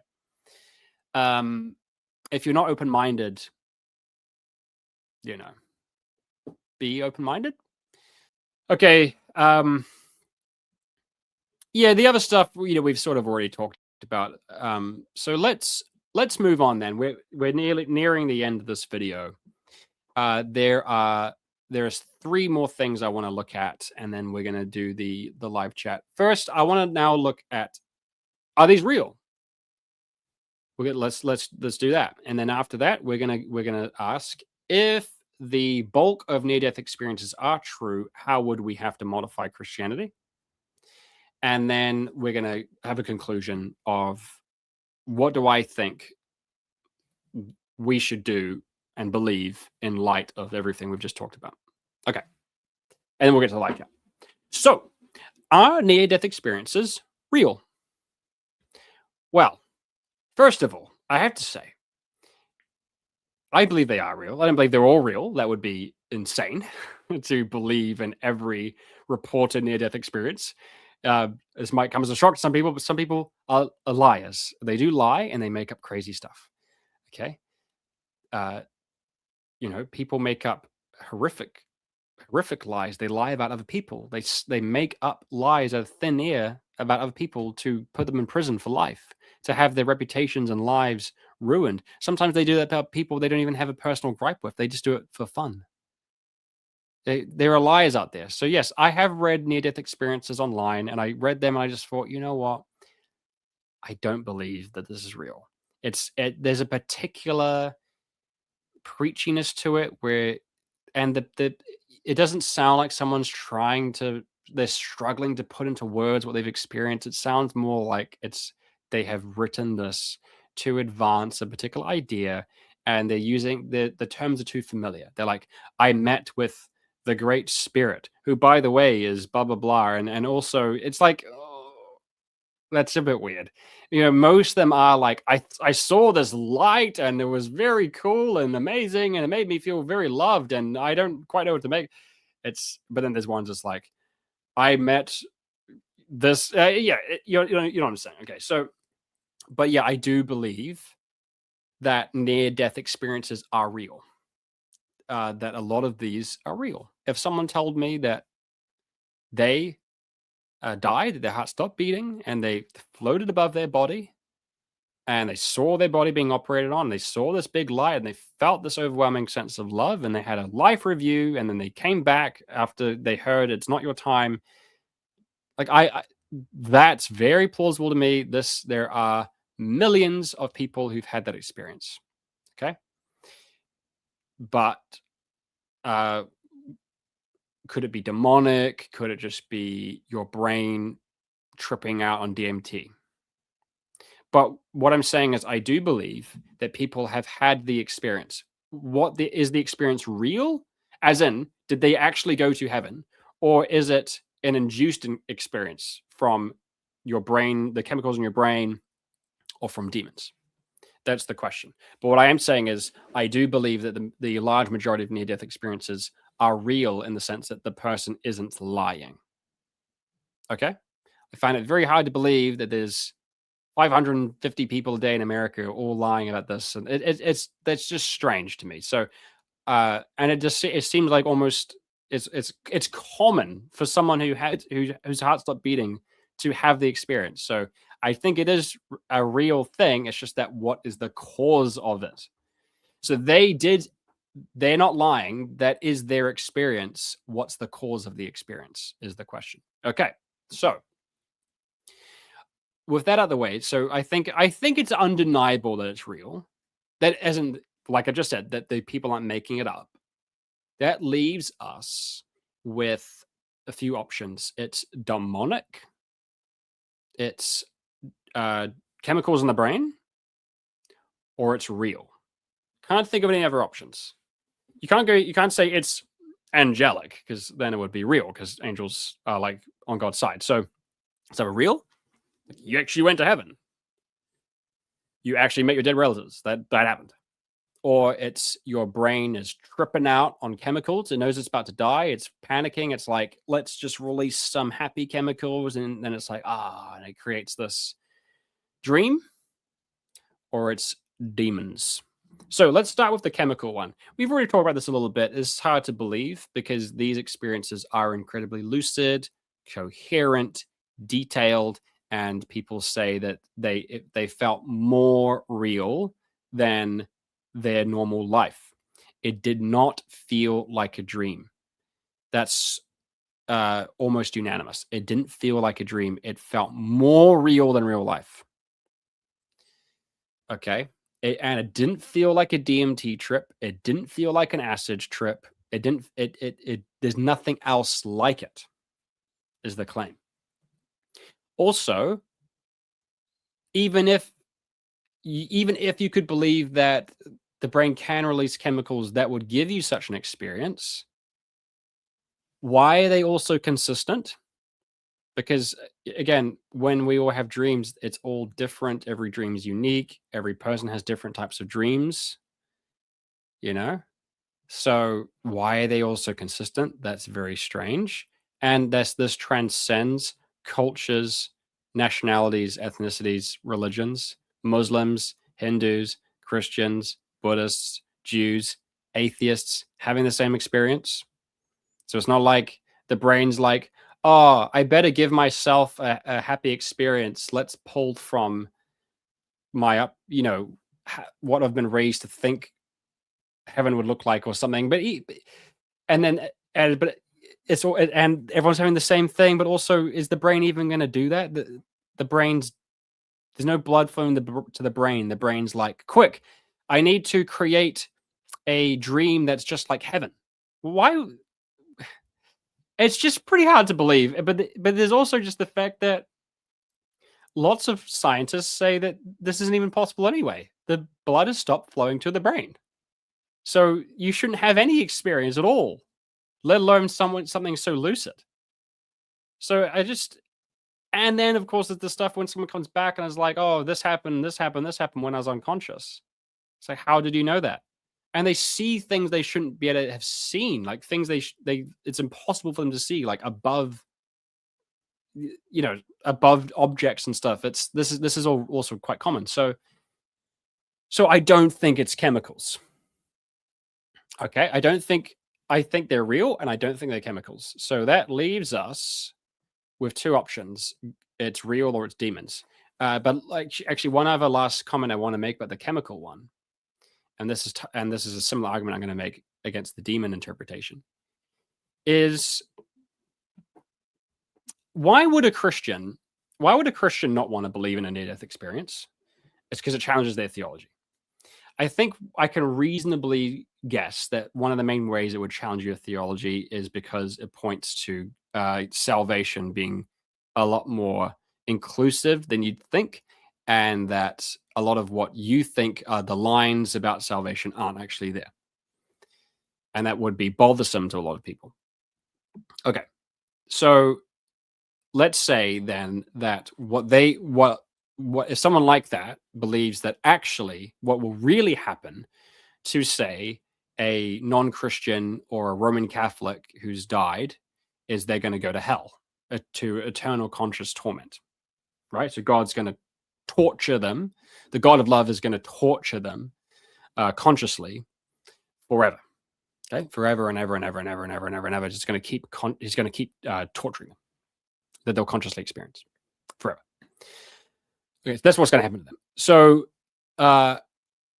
why, if that's the truth, why would God create your brain and body such that right before you die, it does this? That is both incredibly deceptive, because if you've had an NDE and you come back to life, you have been deceived about your fate by your own brain that God made.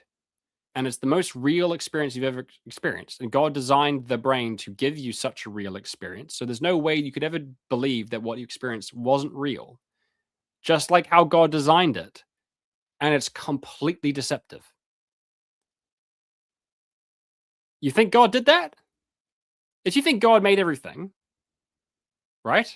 Then you have to believe that he created your brain's ability to do this. So he's actually, I'm sorry, there's kind of no way to put this. God deceived you. You were deceived by your maker. If you've had an NDE and if someone's had an NDE and you believe it was actually just chemically induced and you're a Christian, you have to believe that God deceived them, because he created their brain to have this deceptive feature to it. It's like if we actually can't see reality properly. We're actually fundamentally distorted in our perception of reality because of our eyes and brain are not properly interpreting the data. And because we can't interpret it properly, we're actually a significant hindrance, and it's leading to people's damnation, all because God made our eyes wrong. That it's on that level.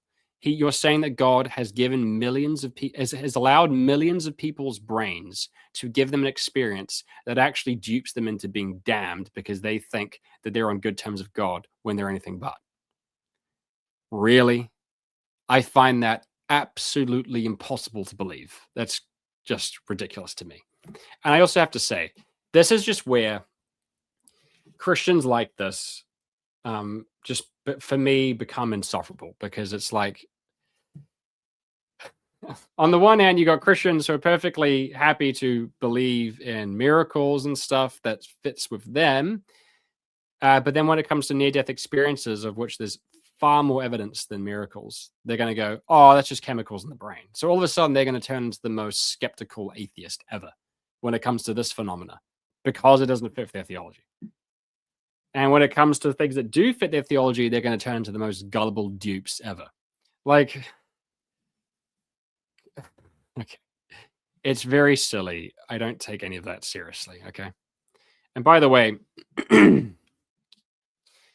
as Christians, what do we fundamentally, like, what's one of the fundamental things we believe about history is that Jesus rose from the dead. What's the evidence for his resurrection exactly? It's only two things. There's only two evidences for his resurrection: what other people said they experienced, and mystical experiences that even you can have, like I've had. That's the same level of evidence as NDEs, which is what people said they've experienced and a mystical experience that you yourself could have. You could have an NDE today. It's the same level of evidence as the resurrection. And don't freak out. I'm completely convinced of the resurrection, but this is just the truth. There's more evidence for NDEs than the resurrection. With the resurrection, the eyewitnesses are recorded in a handful of texts written 2,000 years ago. NDEs are experienced by millions of people, and there are thousands of documented cases of them. Okay, so I find it very strange when a Christian's perfectly happy to believe in the resurrection. When it comes to an NDE or the NDE phenomena, they're like, "Oh, that's all wrong, and that's all just chemicals in the brain." Like, are you kidding me? Okay, well then why can't the resurrection just been chemicals in the brain or something? It's just no, it's not chemicals in the brain. So, what's the next option? It's demons is the next option. Okay, well we're in the same deal there. Why would God allow such a horrible thing? Allow a demon to deceive someone in such a way to lead to their damnation? And the other thing is, though, is that really? So hold on a minute. Demons got together and were like, you know what would really trick them is if we made them believe that God is absolutely true. He's one God and that God is love and that he really wants you to be more loving of your neighbor. And everyone who has this experience that we're going to give them is going to come back going, gee whiz, I really need to love my neighbor more and be more forgiving and follow the teachings of Jesus more. And I'm so happy that I've come to believe with every fiber of my being that God is real and that he's love. Oh, that would really show them what a cheeky little demonic deception that will be. Seriously? You think that's wild to me. That's totally wild. Okay. Now people are gonna go, yeah, but that's because they're sprinkling in lies with truth. That's like a limited hangout. So they're gonna tell you the truth, but we'll put some lies in there. Okay, but why would they tell the truth? Because they're telling this stuff to non-Christians who become a Christian as a result. So there's just no need to consistently lie about there's no need for them to consistently tell the truth about God, like the bigger questions. It's kind of wild. Like I've been saying, NDEs do point us to Christianity. So you're telling me that the demons are giving millions of people an experience that points them straight to Christianity? That's very strange. But what? So there's like a okay, but it's all just so they can sprinkle in some untruth. Like what? Like God loves you. Uh is that really untrue? For the Bible said that is true. Yeah, okay, okay, the reincarnation, the pre-existence stuff. Okay, but what's the big deal there exactly? Like I'm obviously I don't believe in reincarnation and I'm not convinced of pre-existence, but like even even if they're not true, which they probably aren't, and yet the demons are telling us they are true. So what? Like seriously, like actually, so what? Oh no, I believe that I used to live in heaven. Ah,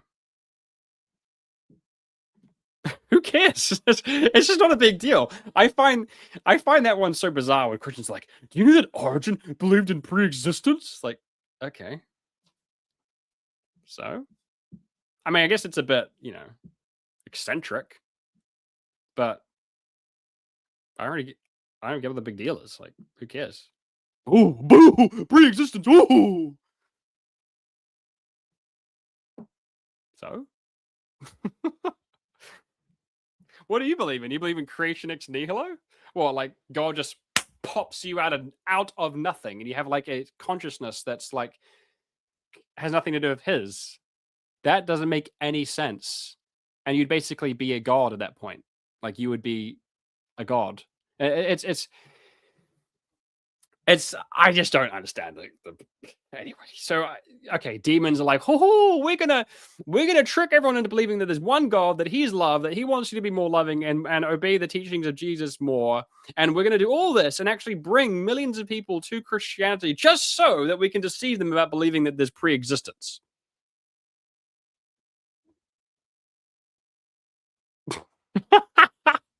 Wow, if that's how stupid demons are, who cares? It's like, oh, okay. They're complete idiots. They're morons. Who cares? They can't do anything to me. I mean, Seriously? That makes no sense. Okay, so what else is it? The only other thing they could maybe be deceiving you about is like the universalism thing. So they're like deceiving people into thinking they're going to be saved when they're not. And that's if that's true, wow, that's a big deception. And really, God's going to let them have that experience? An experience that felt more true, more real than anything else. He's going to let that happen to them, and it's going to lead straight to their damnation. Oof. I find that's a challenge. But even then, why would it lead to their damnation exactly? Can someone explain that? Why would that? So someone has an NDE, comes away being like, "Wow, God is real, and He is love, and heaven is real, and salvation is real, and we need to obey the teachings of Jesus, which is to love your neighbor as yourself." Oh, God's like, "Ha, you're gonna get damned because you believe that." Seriously? Y- That's crazy. What the heck? That's crazy. The only way that you could really have an issue with it is if you believe that your salvation is contingent on your denominational loyalty or your doctrine. So you could so as in you believe that someone could be damned simply because they're a Methodist or a Roman Catholic and not a Presbyterian. Seriously, you actually believe that you could be damned? Like you believed in Jesus, loved your neighbors yourself, strove to obey Jesus and everything and blah blah blah, but because you weren't a Calvinist or because you weren't a Roman Catholic, you didn't submit to the Pope, you're gonna get damned and tortured forever. Forever and ever and ever and ever. God's gonna be like, I hate you. And it's gonna whip you forever. You believe that? You believe that. And get this, drum roll, you're gonna say that I'm crazy for believing in millions of documented just okay. Not really worth taking seriously, right? So the point is, I don't see how this could be demonic. It doesn't make any sense to me.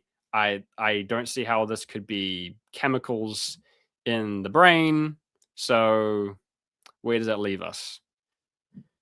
Well, I think it leaves us with two options. It's either lies, or it's real. Now, one more thing to say though. Does that mean that every NDE that I read where I'm like, that just can't be true? Like reincarnation? Ooh, does that mean that we have to go, oh, that person's lying? No, well, no, because there could be misinterpretation of what they've been told or what they've seen. Because most NDEs I've read, it seems like they're struggling to interpret or put into words what they've experienced. And even if someone is quite confident that they were told that reincarnation's true or something, it still might be a case of that person's actually writing more confidently than they actually are. This is very common in people, where they if they're recounting an event or something, they're actually making it less gray than it kind of really was. And it could just be that they're interpreting it that way, and that's actually not what happened. So it's not. It doesn't mean that every NDE that doesn't perfectly fit with what my notions we discount as a lie, but it means that we can have a little bit of skepticism in there. So, and I will admit, the NDEs I've read that mention reincarnation are on the weirder end, where it's a bit more like, okay, I'm struggling to believe in something that elaborate, but okay, like, whereas the NDEs that don't point to the NDEs that don't challenge Christianity are the ones that do happen to be the most believable. Now, I know that a non-Christian's going to hear that and be like, "Wow, what a coincidence." No, I okay, sure, but the fact is, they tend to just be written more like someone's not being so preachy, and it's less like an L. Ron Hubbard science fiction novel, and it's just more believable, is what I'd say. All right, so yeah, I think that they're real. I think the majority of them are real. Doesn't mean that everything in them is real, because there could be misinterpretation or misremembering. But yeah, and so they do broadly point to things. What do they broadly point to? They broadly point to Jesus being bigger than we might previously have known. Like it's not like you only have a relationship with Jesus if you're in the church he established in 30 AD, the Roman Catholic Church. Uh, no, it's no, it's a bit bigger than that. on account of the fact that he's God. You know, he's like in all people, made all people, and all people made in him. So, but just a little bit bigger, just a bit bigger than that. No. Jesus is just the guy who created the Reformed Church. He established it in 30 AD, the Reformed Church. He established the system of eldership, and he wrote the Westminster Confession of Faith. And that's just kind of all it is. That's just who he is, really. Anyone who's not in the Reformed Church has no real connection to Jesus, so because they're not part of his club. You see, yeah. So it's a little bit bigger than that, right? No surprises there. Jesus is God. Wow, gee whiz, crikey, Moses. God is bigger than we imagined? Whew, that's hard to believe. Surely God isn't bigger than I imagined. Surely he's about as big as I imagined he was. Wow, all these NDEs are saying that God is bigger than you could ever imagine. They must be fake. God is only as small as I think he is. Right. So you'd have to modify Christianity as well into the more along a moral emphasis than a doctrinal one. Oh no, so terrible. You're going to have to focus more on how you actually live your life and treat others than what beliefs you believe in your head that you've read from books. Oh no. Oh, that's so demonic. Oh, these darned demons. They're trying to make my actual conduct in life and my treatment of others the central focus rather than reading books and like having fancily worded ideas in my head. Sheesh. What an evil satanic deception that is. Oh. Okay, so yeah. Oh wow, shocking. You're gonna have to be more like how Jesus wants you to be and actually care about treating other people than yapping all day long about theology and not showing a single ounce of compassion to anyone in your life ever. Oh gosh, wow, so demonic, so crazy. So you're gonna have to modify in that direction for the best. And I think based on what I've read of these NDEs, you might have to be a little bit open to pre-existence because it is there a lot. It's not in the majority, right? That word "a lot" can be a deceiving word. It's not the majority don't mention it, but it's still there a lot. So it's like you don't have to believe in it. You can just say, "Oh, all these people are misinterpreting it," and it is. You could easily see how they're misinterpreting it. It's just that they felt like they'd come home, and they think that means they'd been there before. Okay, but again, even if pre-existence does turn out to be true, ooh, pre-existence is true. God debunked. Nope. Yeah, doesn't really change anything significantly. Just means you have to have a different understanding of the fall. Ooh. Okay. It also means that on the good side, you now have an absolutely fantastic bulwark against people's objections to Christianity on the basis of suffering, because you can go, actually, everyone who suffered consented to and agreed to that suffering before they became incarnate. And they knew that they were going to go into this because it all serves a deeper purpose. So, oh no, so terrible. Oh, wow. Okay. Not really seeing the big deal. Okay, I guess it would mean if pre-existence is true, I guess it would mean that the church was wrong about something very insignificant for centuries. Wow, what a shock. The church was wrong about something. Oh my goodness. That's really shaking my faith that the church was wrong about something. Something really insignificant. Crazy. So not a big deal. And even if pre-existence isn't true and these NDEs are pointing to it, it's hard to see how this is some kind of genius satanic deception. Oh no, Satan's going to come up with a really good argument against, a really good defense against the objections to Christianity. Even though the argument's not true, but it's actually going to help people to get over the problem of suffering. Wow, that darn devil. Yeah. Okay, so not really seeing the big deal. So yeah, I think there's the main ways you have to modify Christianity. Whoa. Okay. Wow. Gosh, you'd have to be more loving. Sheesh. God's even bigger than you think he was. Wow. He's even more loving and compassionate than you ever thought he was. What a shock. No, actually, I don't believe in near-death experiences because I believe that God is exactly as loving as I think he is, and he's not any more loving than I think he is. He's about as small as I think he is. He's about as loving as I think he is. And it turns out that God is just about as loving as I am because he's just like me. Because he's made in my image. That's why the only people who are saved are people who agree with everything that I believe. Cool. Turns out that kind of thinking is wrong, which is a huge shock to people across the world. So, in conclusion, then, where do we go from here? I think that near death experiences can and should be used as a profound evidence for the truth of Christianity. And I think that as Christians, they prompt us to focus more on our treatment of other people and of loving other people than on fretting about doctrines and denominational loyalties, which turn out to not really factor into your salvation. So that's my concluding thoughts.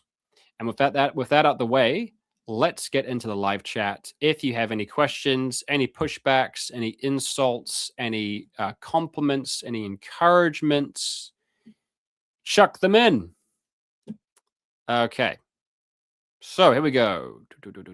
Caleb, you did a presentation on NDEs, being as empirical evidence for immaterialism. Good on you. That's very good. I would have loved to see that actually. Someone said, I've never heard of near-death experiences as an argument for Christianity. Yeah, see, that's tragic. It's like, why would Christians not make this argument? This is like the best argument that exists for Christianity, pretty much. And they're not going to make it because it makes them, oh no, it challenges some of my theology. Oh my goodness. God has given millions of people this experience. And you're like, we're not going to talk about it because it challenges me a little bit for some reason. Okay.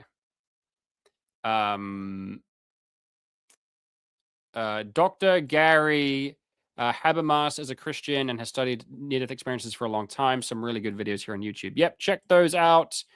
Yep, there's really great stuff here on YouTube. Yeah. Someone said he's been listening to George MacDonald because of me. That's very good.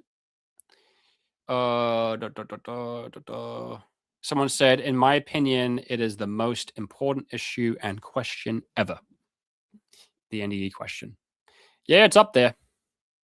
Like, no exaggeration. It is way up there.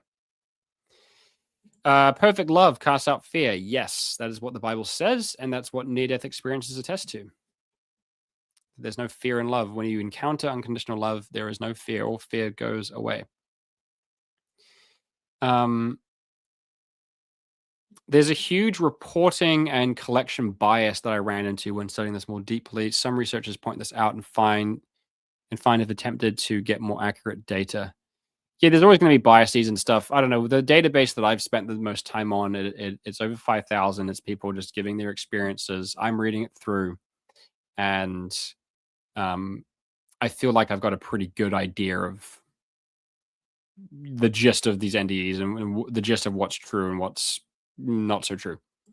Someone said there's a huge selection bias going on in the research.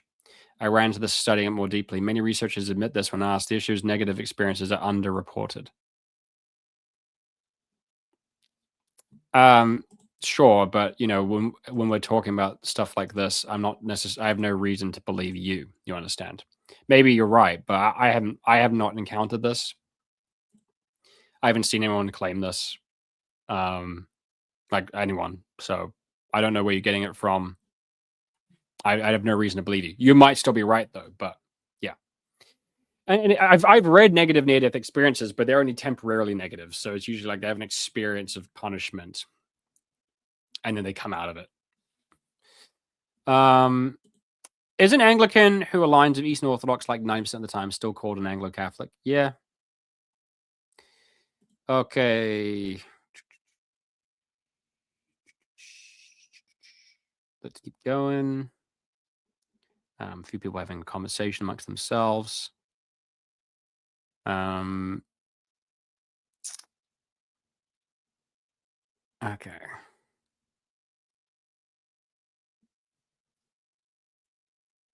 Was Origin right about pre-existence? Well, I've talked about that. I'm not convinced of it. I'm open to it.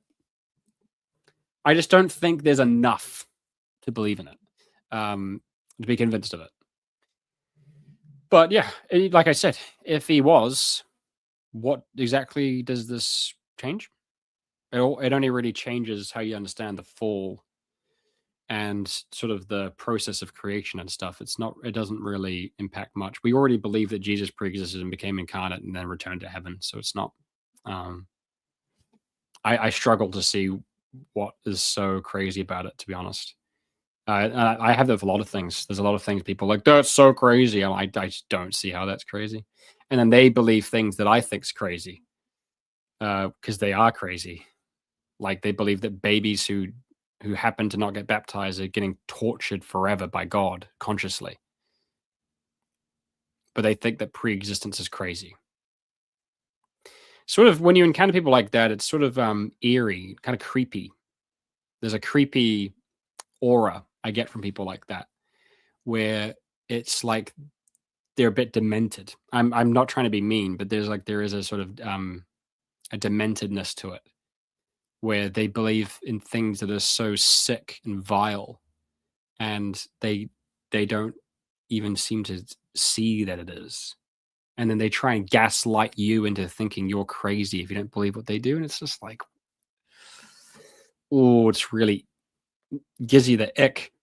And what's sort of funny is in my experience, people like that, people who believe the most despicable things, like Christians who do, have this very fake, they feign being kind and nice and stuff, but it's all a facade. They're always nice to, "Hey, brother. Hey, bro. How you doing, brother? I've been yeah, bro." But, they're always nice to your face, but they've never actually done anything kind for you ever. And in fact, they sometimes turn out to be snakes who actually do bad things, uh, to badly affect you behind your back. But then they believe these despicable things. Like there's a lot of Christians I know. Very, oh, God is love, bro. Yeah, yeah, brother. But yeah, God love you, brother. And you're like, what do you think happens to unbaptized babies? They're like, yeah, well, God tortures them forever, consciously. Yeah, yeah. And you're like, oh, does he now? And like, are you going to see that happen when you're in heaven? Yeah. You're like, oh, you're going to see him torturing billions of babies, right? And how are you going to react to that when you see it? Do you think, oh, I'm going to rejoice in that? Yeah, I'm going to rejoice in God's glory and justice. You're like, right? You're a psychopath. It's a very eerie feeling. Anyway, I don't know. I kind of went a bit off the rails there. The point is, it's just like I yeah, I think a lot of Christians are out of whack about what's crazy and what's not, to be honest. Okay, so let's keep going. Was Jesus' family focused on? Well, like I've talked about, it's very important to be faithful to your spouse. That's a central tenet of Jesus' teachings. Very radical about that. That remarriage is adultery. That a divorce is a grievous sin. You need to be faithful to your children and all that. But also at the same time, not only care about your family, you also need to care about others. Um, uh, someone said, oh, actually, it doesn't matter. I don't know the answer to the question, and it's just I don't care enough. Okay, this is when we started getting into this guy who I think has been like a troll before. Didn't this guy turn out to be a troll, or am I thinking of someone else? There was another guy who was like in the comments of one of my videos. He kept attacking me from an allegedly conservative Calvinist position, and then he started blaspheming God and making fun of Jesus and stuff, and it turned out the whole thing was a ruse. I think it was this guy, but maybe I'm wrong. Sorry if I'm wrong, and you're actually being sincere. But yeah, this guy thinks that NDEs are a theosophist deception. Yeah, all these millions of people who have the NDEs are all part of a theosophist cult. They're all out to get you, to make you believe in things like pre-existence, and that God is one God, and He's loving, and He really wants you to love your neighbor and forgive people. Oh, what a evil deception that is! Sheesh, so evil. Okay. Someone said, "Do any of these people in the studies you mentioned talk about going to hell or something hellish?" No, not really. They do sometimes talk about a place of post-mortem punishment, and they usually say it's temporary. But what's funny is that how they describe that punishment differs quite considerably. It's either like an abyss, or um, it's like a never-ending life review, and you keep being reminded of all the horrible things you did, and you torment yourself. Or it's your spirit doesn't actually ascend up into heaven; it stays on earth, and you live as a ghost, and you just keep doing repetitive tasks forever, not realizing that you're doing. Well, no, I shouldn't say forever, for ages, not realizing you're doing them, not realizing that you're stuck until eventually you can get out of it. Stuff like that. Yeah. Um, this is speculative and has no basis in God's revelation as recorded in Scripture. Do you believe in miracles, buddy? Because if you do, you know, why wouldn't we talk about this as well? Now, it is speculative, obviously. I'm pretty sure I've said that from the get-go. This is obviously speculation. Um, so, so we no speculation allowed. The only you just can't speculate. By the way, guys, you can't speculate about anything. The only thing you can believe is what is written in God's word, the word of God. Really, the word of God. And the word of God is crystal clear what everything in it means, right? You don't have to speculate about God's word. You don't have to speculate about what God's word is saying. Uh-oh, now you're speculating. And what we can't speculate about this phenomena for some reason. Why? Can't we speculate about it? Because it doesn't agree with me. Oh. Sorry, buddy. The fact that these experiences don't entirely agree with you, I don't care. So I'm going to keep speculating about them. Thanks. Okay, so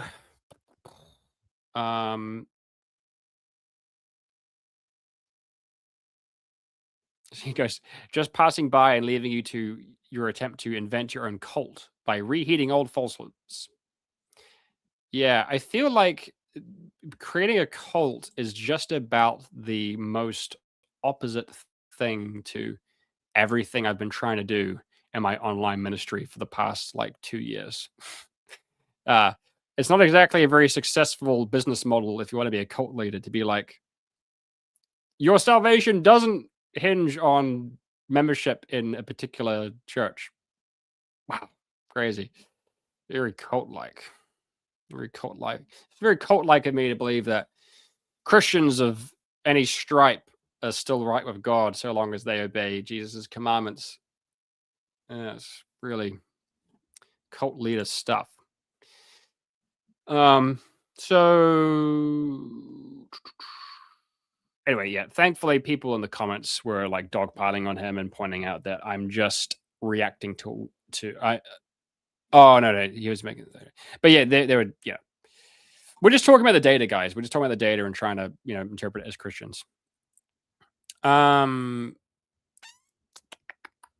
So someone else says that Father Robert Spitzer has done a lot of fascinating work on this subject. I haven't heard of him. But okay, that's a comment. Question, Father Devereaux, do the people in these reports express that they have directional movement control over their spirits when they have these experiences? Yes, they do.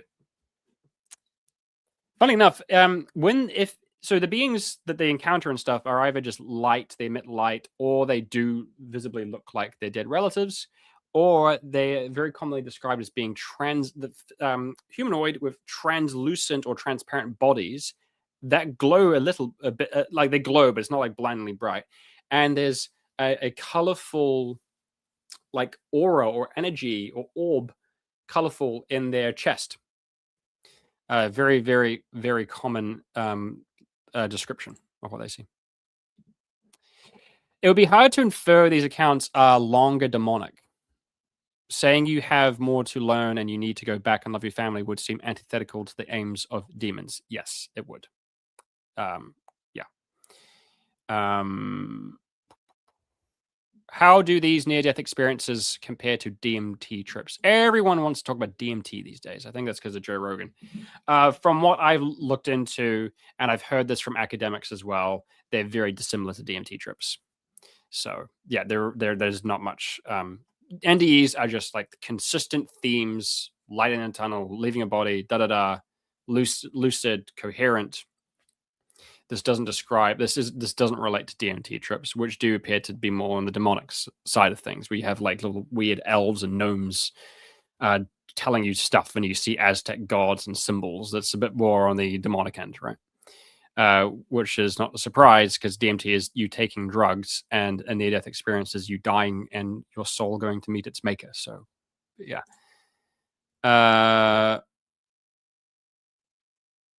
There's a neurosurgeon out there who believed all NDEs were just weird brain activity. Then he died and had an NDE, and while he was having it, his brain had zero activity.